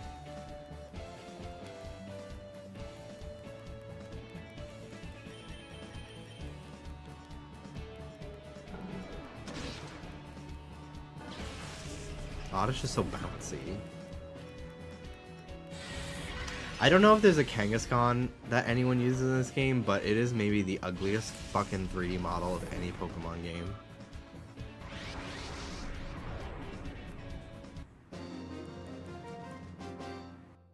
And they used it all the way until Battle Revolution. Oh, and the rumors are true. I am anti-Chapel. Why? Why do you not like Chapel? I feel so bad for Chapel Roan. If, like, it literally all her fucking problems are because straight people are annoying. And she's straight people famous now. Like, it sucks. I feel so bad for her. Like, gay people, I don't think they'd be treating her like this.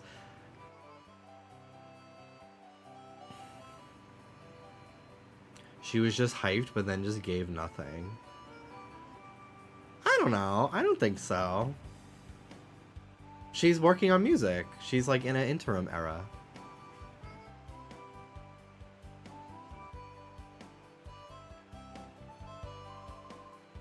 I mean, I'm not a big fan of The Giver. Like, I like her other music more. But I like it. I think it's a cute song.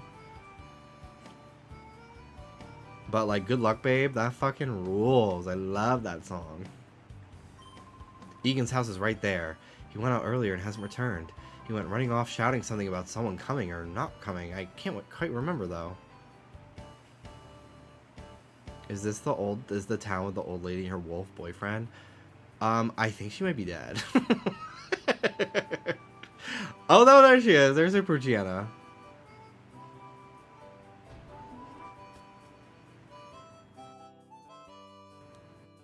Hello, what a darling trainer you are. I'm Bella. Again, her name sounds like a sneeze. Did you want something of me? Oh, Egan, you say? Ah, so you've come to see my husband. Are you perhaps Jimby? Just as I thought, you are Jimby. We've been expecting you. Got word about you from Lily, you see. We understand you want to purify shadow Pokemon. The instant my husband heard from Lily, why, you should have seen his excitement and enthusiasm, shouting, "This calls for my services," or some such. He went running off to who knows where. He hasn't come back since. Well, there he is. Blah, my dear. I've got everything ready. We're ready for our visitor from the lab whenever he arrives. Oh, hello, dear. Your guest Jimby has just arrived. So you're Jimby. I've been waiting. I'm Egan. I've heard everything that Lily had to say. As you know, to purify a shadow Pokemon, it must open its heart to the trainer. While there are several approaches, battles are the best, no doubt at all. The place to do that is here, in the Relic Forest, which is home to the Relic Stone. I will go ahead and wait for you there. My husband is so impatient, as you've just seen. In his day, he was hailed as the greatest trainer, but that's a long time ago. They have separate beds. Isn't that crazy?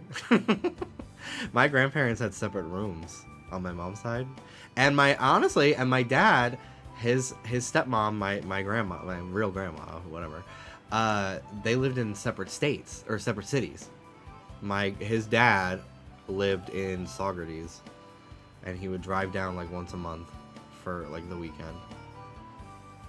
Crazy. See this? My Tailo brings me berries from somewhere every day. I'll share one with you. I think in Coliseum he says from like other regions. Like it flies but like I think they were like, that's crazy. What do you mean Tailo is making a fucking 16-hour flight to Hoenn every day? The daycare lady retired. Not to worry, her granddaughter is supposed to take over the daycare business. She went to bring the new girl here. Hello, I'm the name raider. Goodbye.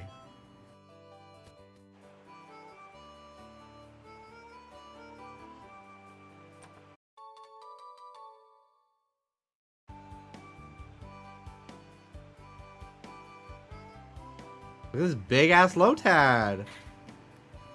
Oh, you're here to see Egan. I saw him tearing around the village in a huge rush earlier. Maybe Bala would know where he went.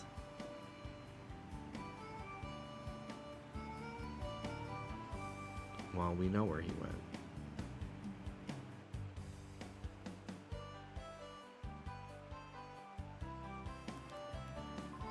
It's quite rare to see a child visitor in our village. Aren't I a kid too? I may be young in body, but old in heart. Okay. The villagers are all retired now, but they were outstanding trainers in their younger days. That's why I came here. I wanted to learn the ins and outs of battling from the people here. My older brother trained here before, and he became very skilled. I hate losing to him. But when it gets down to it, the more you battle, the tougher you become. How about we battle? Okay. That's what I wanted to hear. Here goes.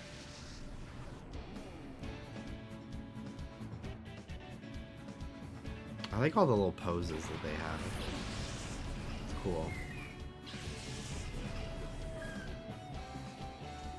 I love Azuril. I had a Azuril figure as a kid and I was obsessed with it. I thought it was the cutest thing in the world. I still do. Oh, we got Metal Claw. Cool.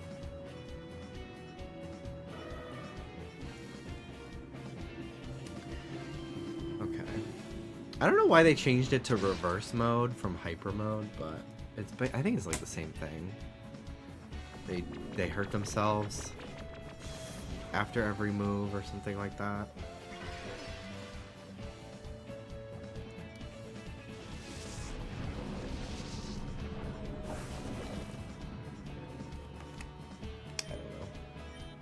I don't remember or care particularly.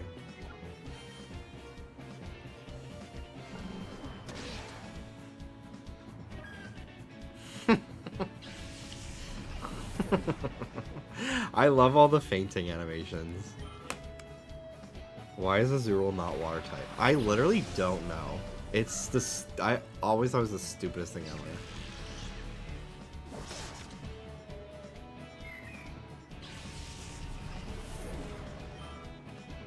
Also, I did think it was like so. It felt like.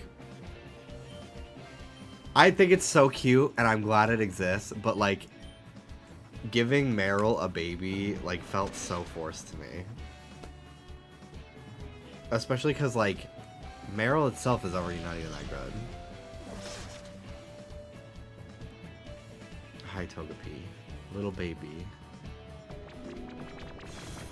cute.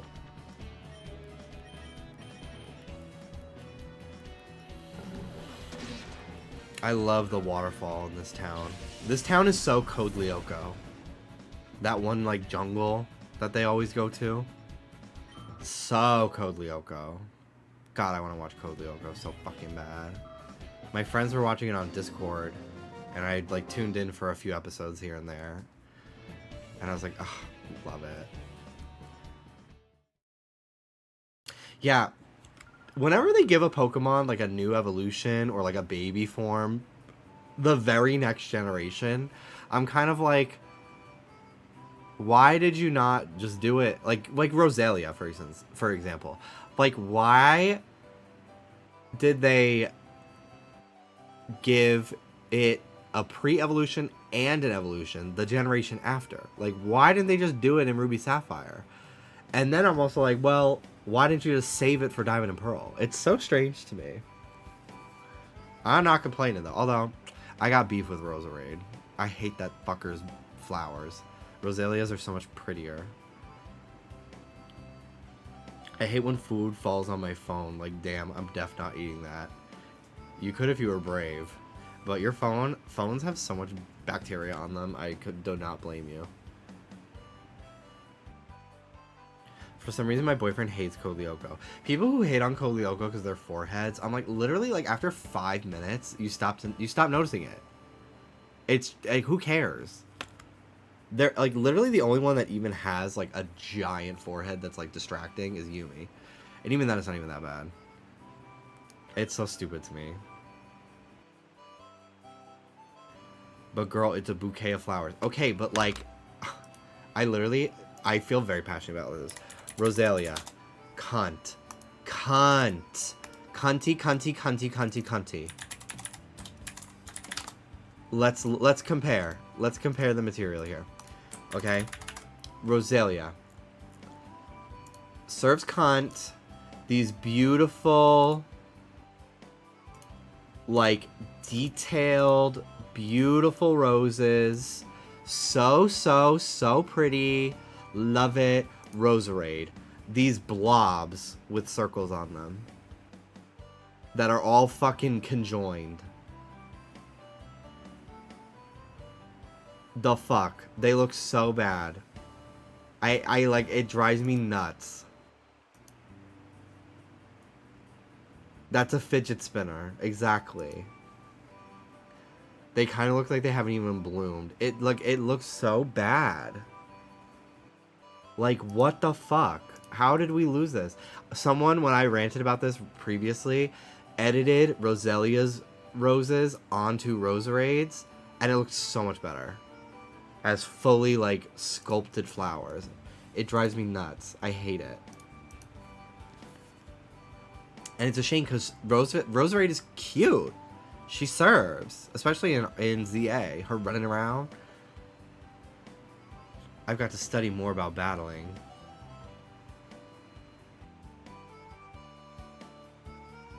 I don't know. To me, it gives, like, designed for toys versus designed for cunt. Designed with cunt factor in mind. Like, I don't know. I hate it. It makes me sad. Badu is a perfect Pokemon, though. It's a lot of Sinnoh Pokemon. Yeah. Kinda. I heard this child calling for me, so I came running to see what the matter. Well, I found something quite nice.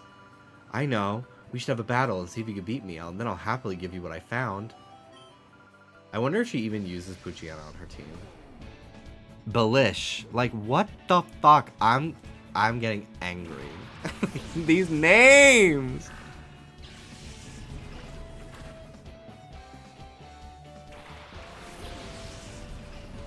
The Roserade rant event was successfully triggered. Nobody bring up Ultra Sun and Moon. Nobody bring it up. I don't, like, I'm not gonna talk about it because I will get angry.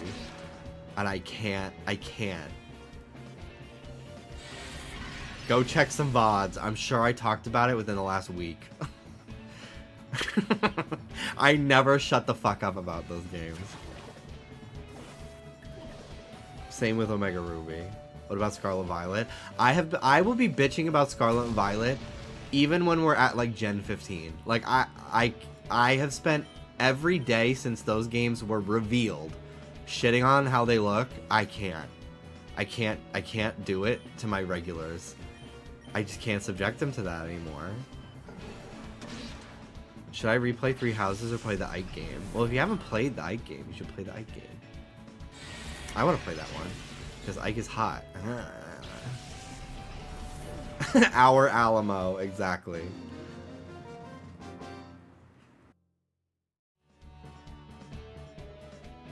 Bye-bye, lady. Here you are then, just as I promised. Here's your prize. Sure you'll find it useful. And what is it? Bullet seed. Okay. I did Golden Deer, I did the DLC, I did Black Eagles up until the time skip, and I was like, I get it. I don't care. I never did Blue Lions though. But I'm kind of three house down boots. I'm kind of 3 houses out. Whatever, you know what I'm trying to say.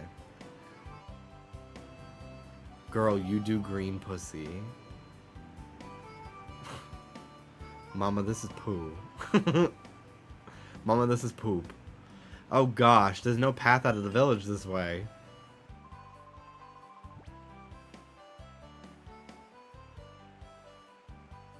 Don't startle me like that. Are you looking for a battle with me? You're on. I'm feeling frustrated over getting lost. I'm gonna take it out on you. Look at those boobs. I mean, arms. I mean, Dosk. Okay. Immediately turned off. Ew, he's actually so ugly. Never mind. His face. Is that his chest? Yes.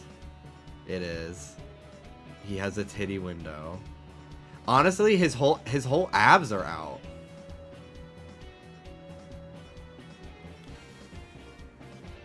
It's like body paint. Like, how is that on him? And so skin tight. What a fucking weird ass outfit. What the fuck?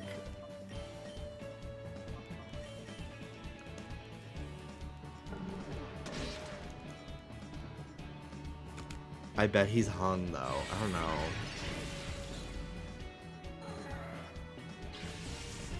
Hung, but the balls are small because of the roids, which I don't really care about. Whatever, but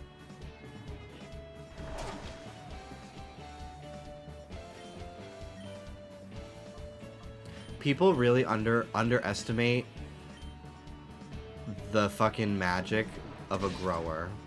Like, feeling that shit get bigger in your mouth. Like, that is what sucking dick is all about.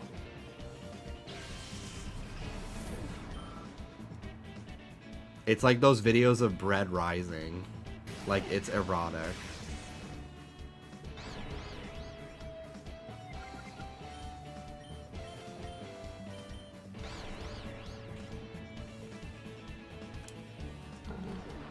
I am not a size queen. I do not give a fuck.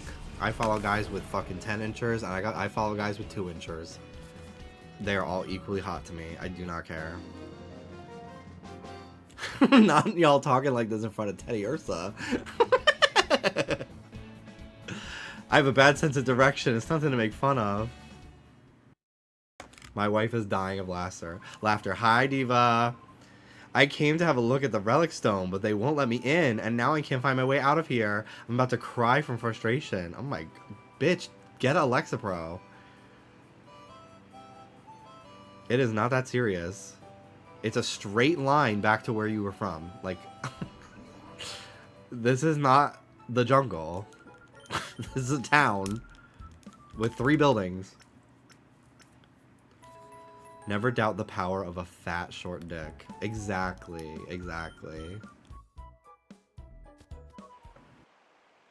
You're in the jungle, baby!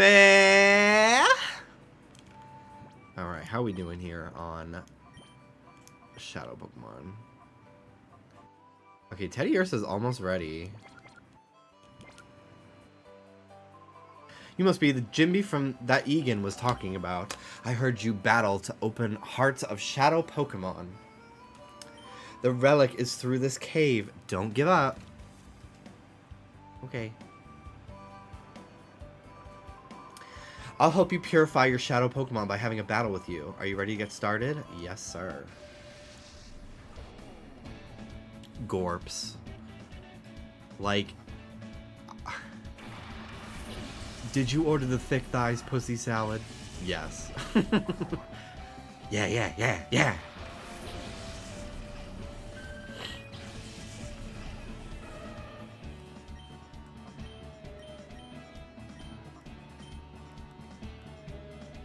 I'm sad to report that the gay French skater that skated to a Judas mashup did not do great, but he looked cunt as fuck. That's nice. That's what really matters at the end of the day. Win or lose, who cares? You just gotta have a good outfit.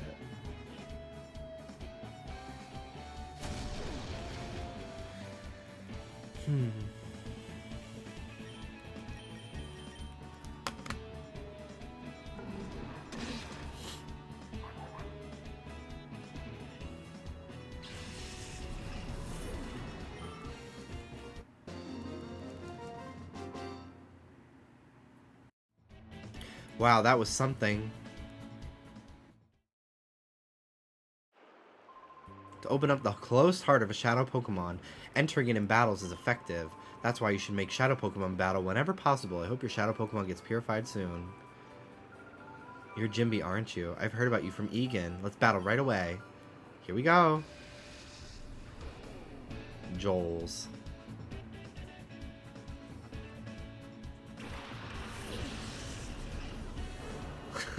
The name Gorbs.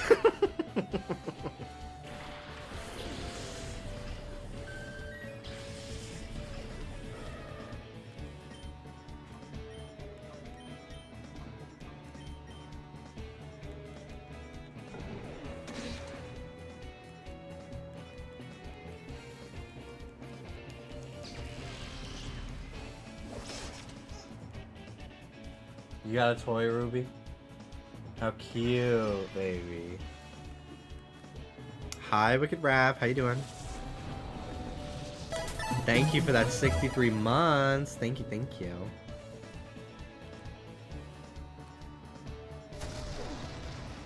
Me, Gorps. Me, Gungaga.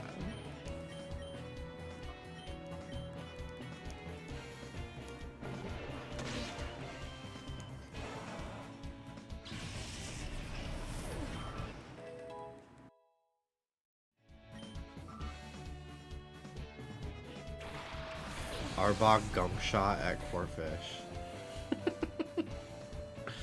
Arbok!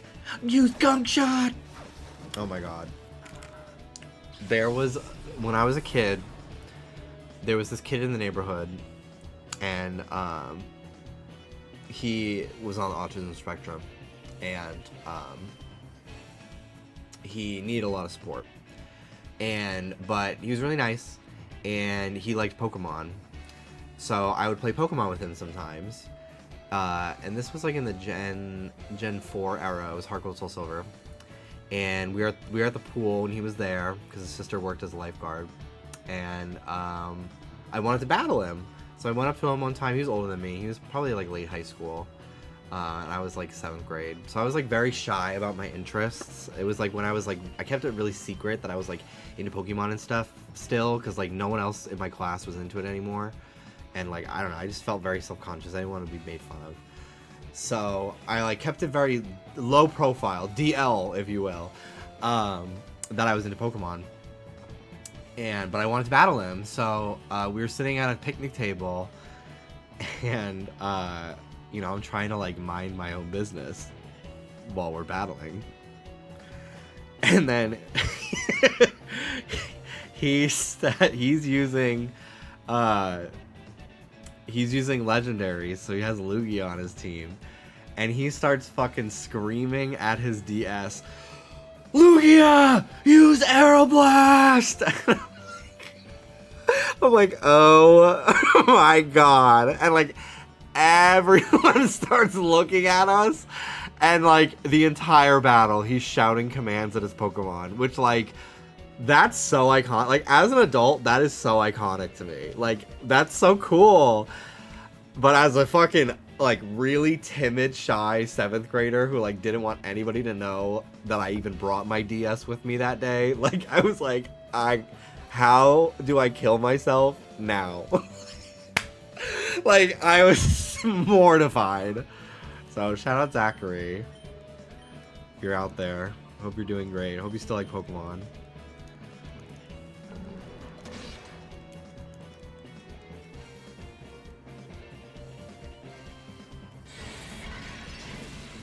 Computer, kill myself.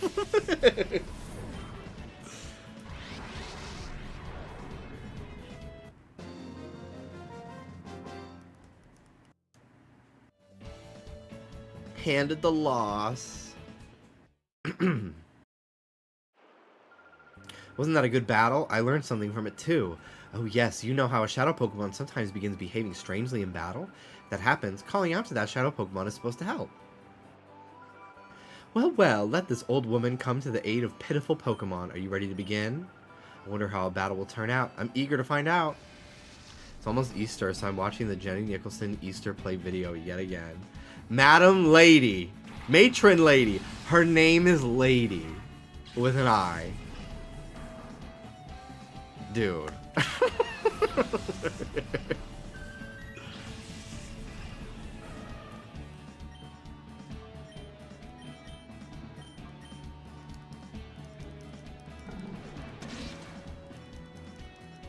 One shot.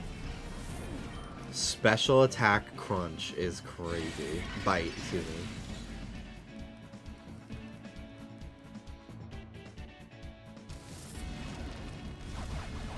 Would you make your Chansey straighten her hair? Absolutely not. Are you kidding me? Thinking about that one NPC in Gen 5 whose name is Mayo. That's hilarious.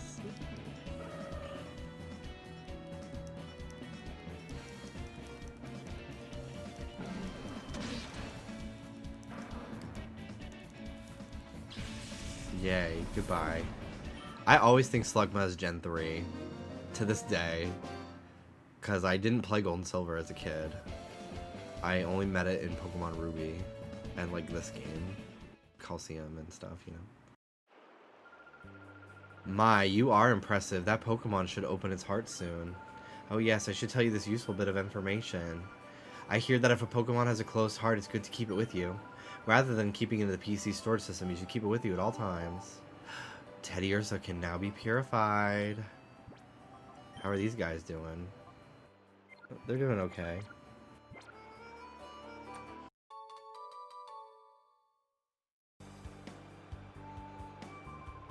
At times, an ordinary old man. At other times, a plain senior citizen. But my true identity, the legendary trainer. Egan beat me, but only him. I'm Kron. Now, for the sake of your shadow Pokemon. It's like they challenged themselves to only use 4 letters for every fucking person in this game. It's so stupid.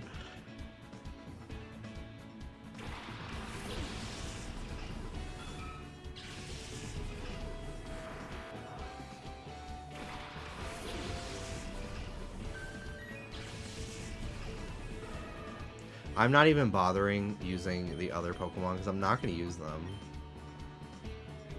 And I want my Teddy Ursa, who I kind of want to use to get experience. And also my Vaporeon. Like, why the fuck would I waste my time purifying Weatherba? No. Who up Jimmy and they Wetzel. Hi. Me. Every day. Always.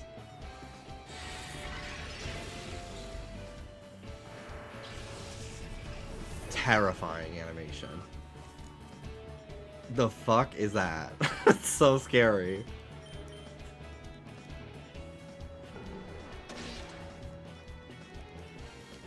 I love Shroomish. I love how bouncy it looks in this game. Springy. I'm so happy there's a shadow one. I can't wait to use it. I love Breloom.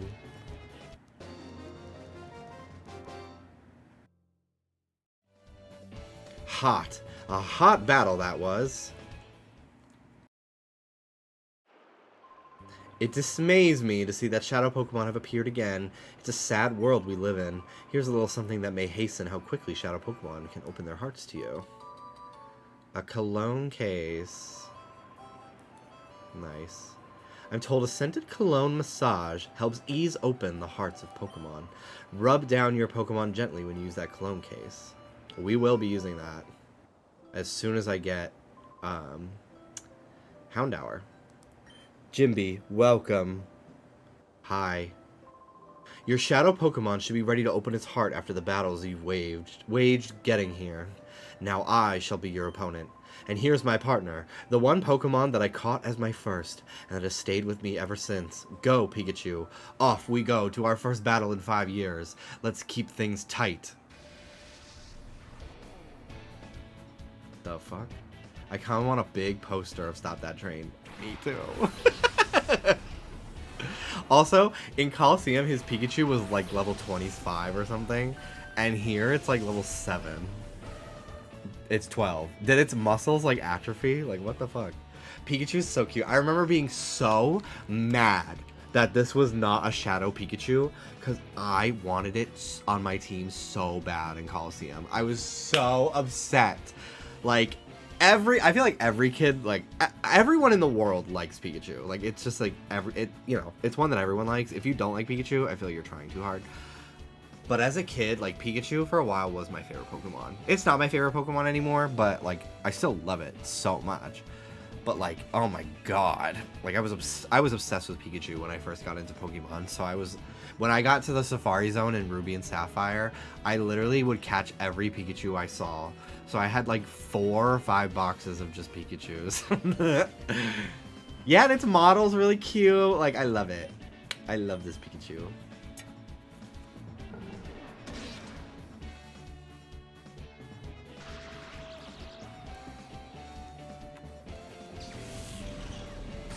Jesus Christ. Thunderbolt. Damn, okay.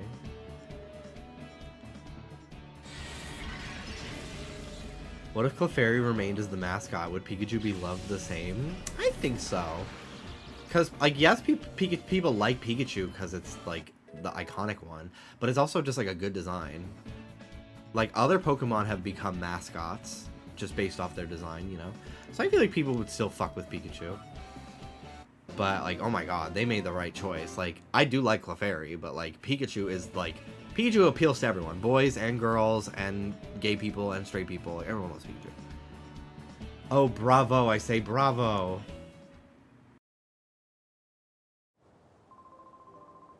My goodness.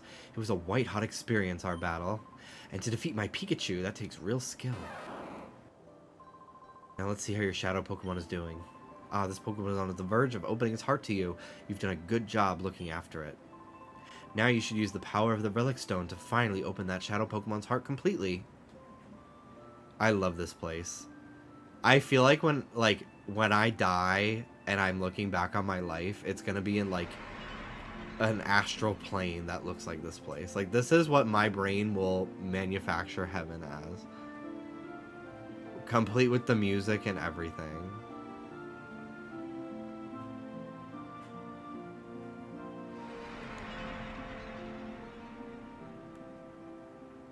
There's a Pokemon that may open the door to its heart.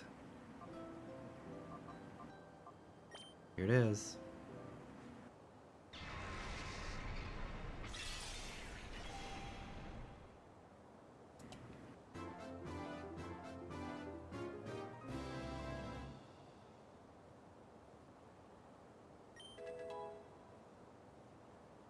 Teddiursa, regain the move Return. That's such a good one.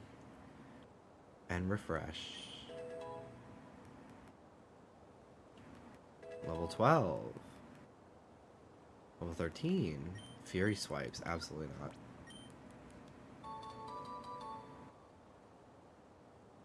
Yeah, is Pikachu still fat? Aw. Refresh for Guts. Oh. Oh wait, no, I didn't lose refresh. I lost Fury Swipes. Yeah, that's sick.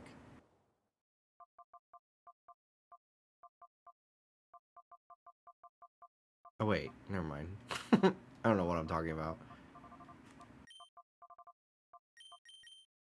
Ted. Teddy. Great name.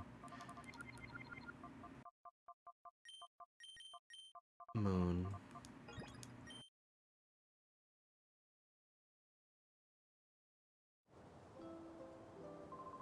Well done. That Pokemon has finally returned to its former self. For the time being, we should return to my house.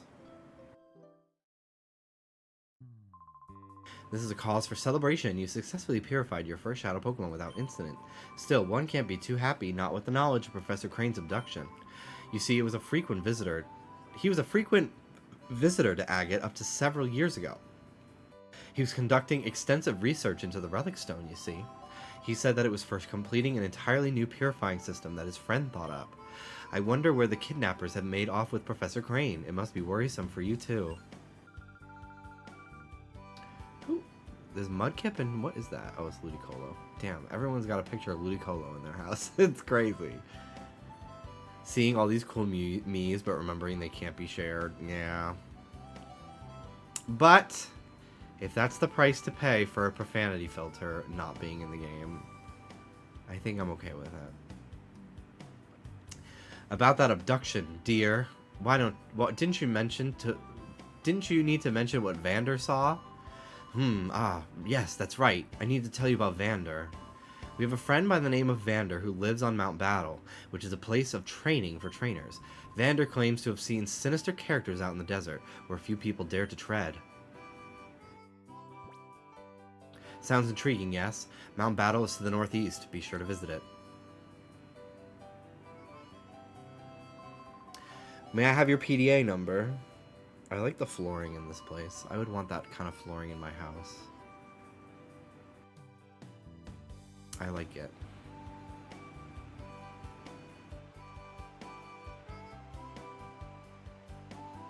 Okay, off we go.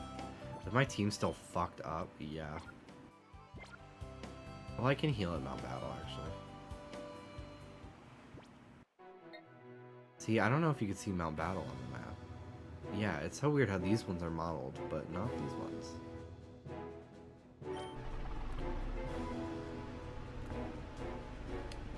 Yeah, if I take screenshots in Tomodachi, it's because I'm playing at my computer. Like, I can still take the screenshots, but then I like, actually then screenshot them again when I have it in my capture device if I want, like, a nice screenshot to post. Well, didn't we meet at Gadianport? Have you come to train? This is an excellent place for people to train. I've trained here myself. Back then, I only sought to become more powerful. I didn't need any other reason. But as a result, I attained this status. But now I've taken to questioning my motive for gaining power. I wonder what I'm fighting for. I ponder if I'm putting my Pokemon under cruel stress. That's why I urge you to look into yourself. Ask yourself why you want to become stronger before you take that path.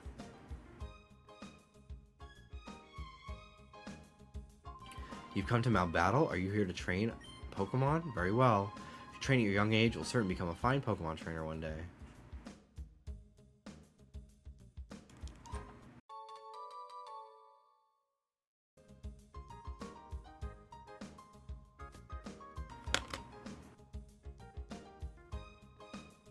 These outfits are kind of early Plasma admin.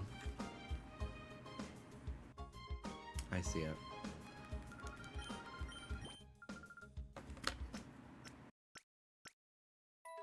I love her blue hair. There's something stuck in my teeth. I'll have to floss after my stream. Okay. Let's go.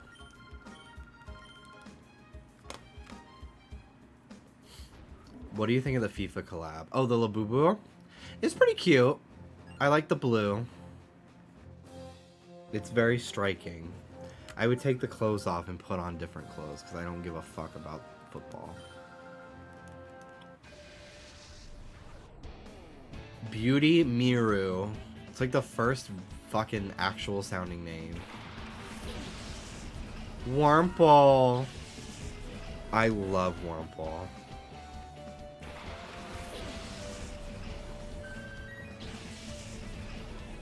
The amount of Kanto and Hoenn Pokemon in this game always piss me off. Because I'm like, bitch, I'm using, like, right now I have 2 Johto ones. But, like, most of the Shadow Pokemon in this game are Kanto and Hoenn. Whereas in Coliseum they were Johto Pokemon. Because you can't get a lot of them in Ruby, Sapphire, Fire Red, Leaf Green. Like, that was the whole point. Like, I don't need more Poochyena in my life. That's another reason why I prefer Coliseum, because there's a lot more Johto Pokemon. And Makuhita. Some of the most talented voices of our generation. And LaToya Jackson.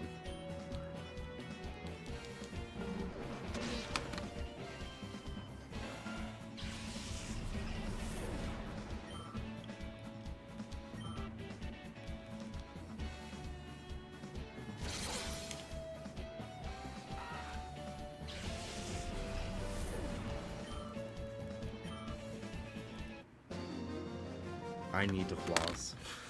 Sorry, it's overstimulating me.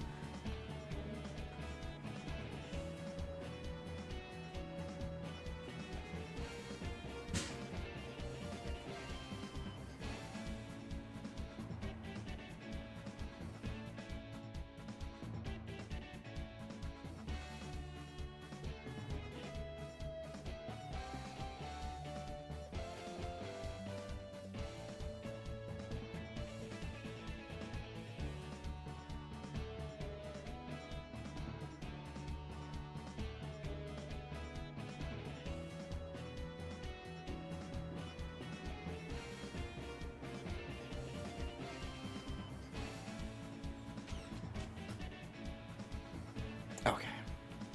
Hello. Wah, I knew it. We weren't ready. Wearing heels in a terrifyingly elevated place like this is so crazy. But serving cunt is of the utmost importance, so.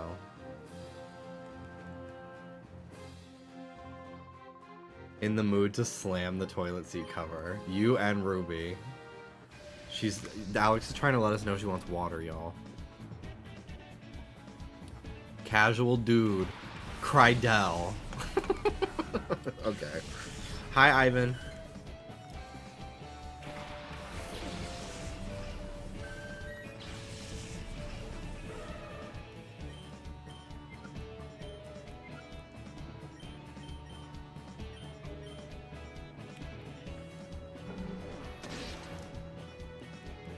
I love Teddy Ursa. They're such a cute Pokemon. It's so fun that they give it to you so early on in this game. It's like the only time I've ever used it in my entire time like playing Pokemon, like on my team. Because usually, like in Heart Gold Soul Silver, it's pretty late game and it's version exclusive. Emerald, post game, Safari Zone. I don't even know if it's in Diamond and Pearl Platinum. Might be in Platinum. Not Black and White, not Black and White 2. Don't know if it's in X and Y. It's pretty cool. I love that it has an evolution now. You're making me lose confidence. Well, it's not my fault.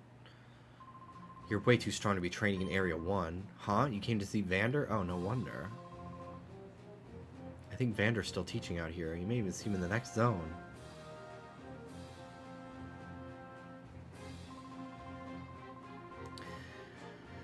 I got a random shiny Teddy Ursa and Crystal in the Union Cave and it ran away. I'm never living it down. Oh yeah, in that game, Pokemon randomly can flee. Annoying. Phanpy can flee. That's right. In a double battle, it's important you understand the attributes and abilities of two Pokemon together. Okay, Vander, it makes sense.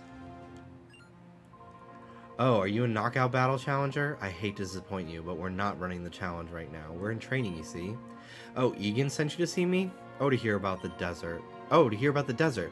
Understood. I'll be happy to give you my account, but before I do, I've got a little request. Just on appearance, you look to be an outstanding trainer. I'm certain my eyes aren't deceiving me. So here's my request. To finish up my novice trainer's session, I'd like you to treat him to a battle. Thank you for training with me. Bardo.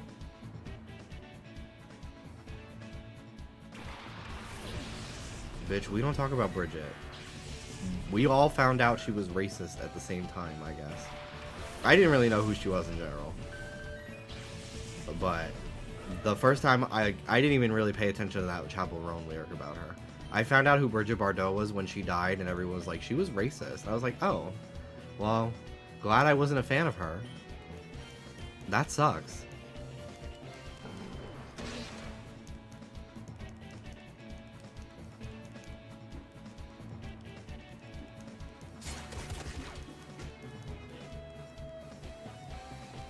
Doduo, Dodrio, Spiro, and Firo. They need to fucking go back to the drawing board and think of something to make them better. Because Pidgeot has been running circles around them since 1998. And now they've got even more birds to compete with. Staraptor just got a Mega. She is not slowing down anytime soon.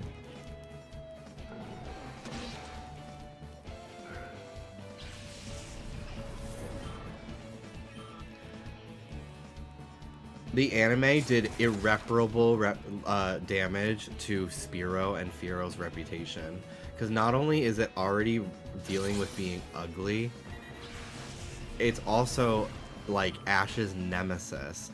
And it gets fucking mogged by Pidgeotto and Pidgeot in that episode where Ash gives away Pidgeotto. Firo gets so angry and die. Yeah. Just as I thought, that was a well-played battle. Made me want to jump in and join the fray too. Anyway, we should talk, but this isn't the place for that. Let's go back to reception. In the desert south of here, there's a Cypher research facility. It's been there since the Shadow Pokémon incident. It seemed to be abandoned for a long time, but recently I've seen groups of shady characters going inside. Ooh. This is where the research lab was.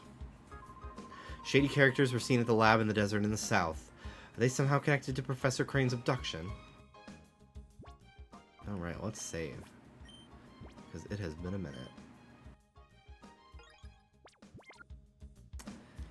And I'm gonna get rid of Ladybug here.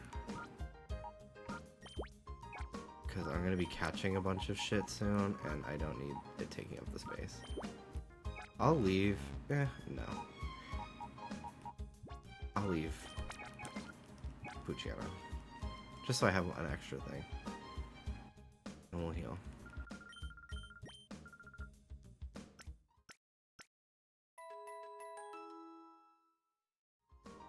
Okay. Alright. Save again.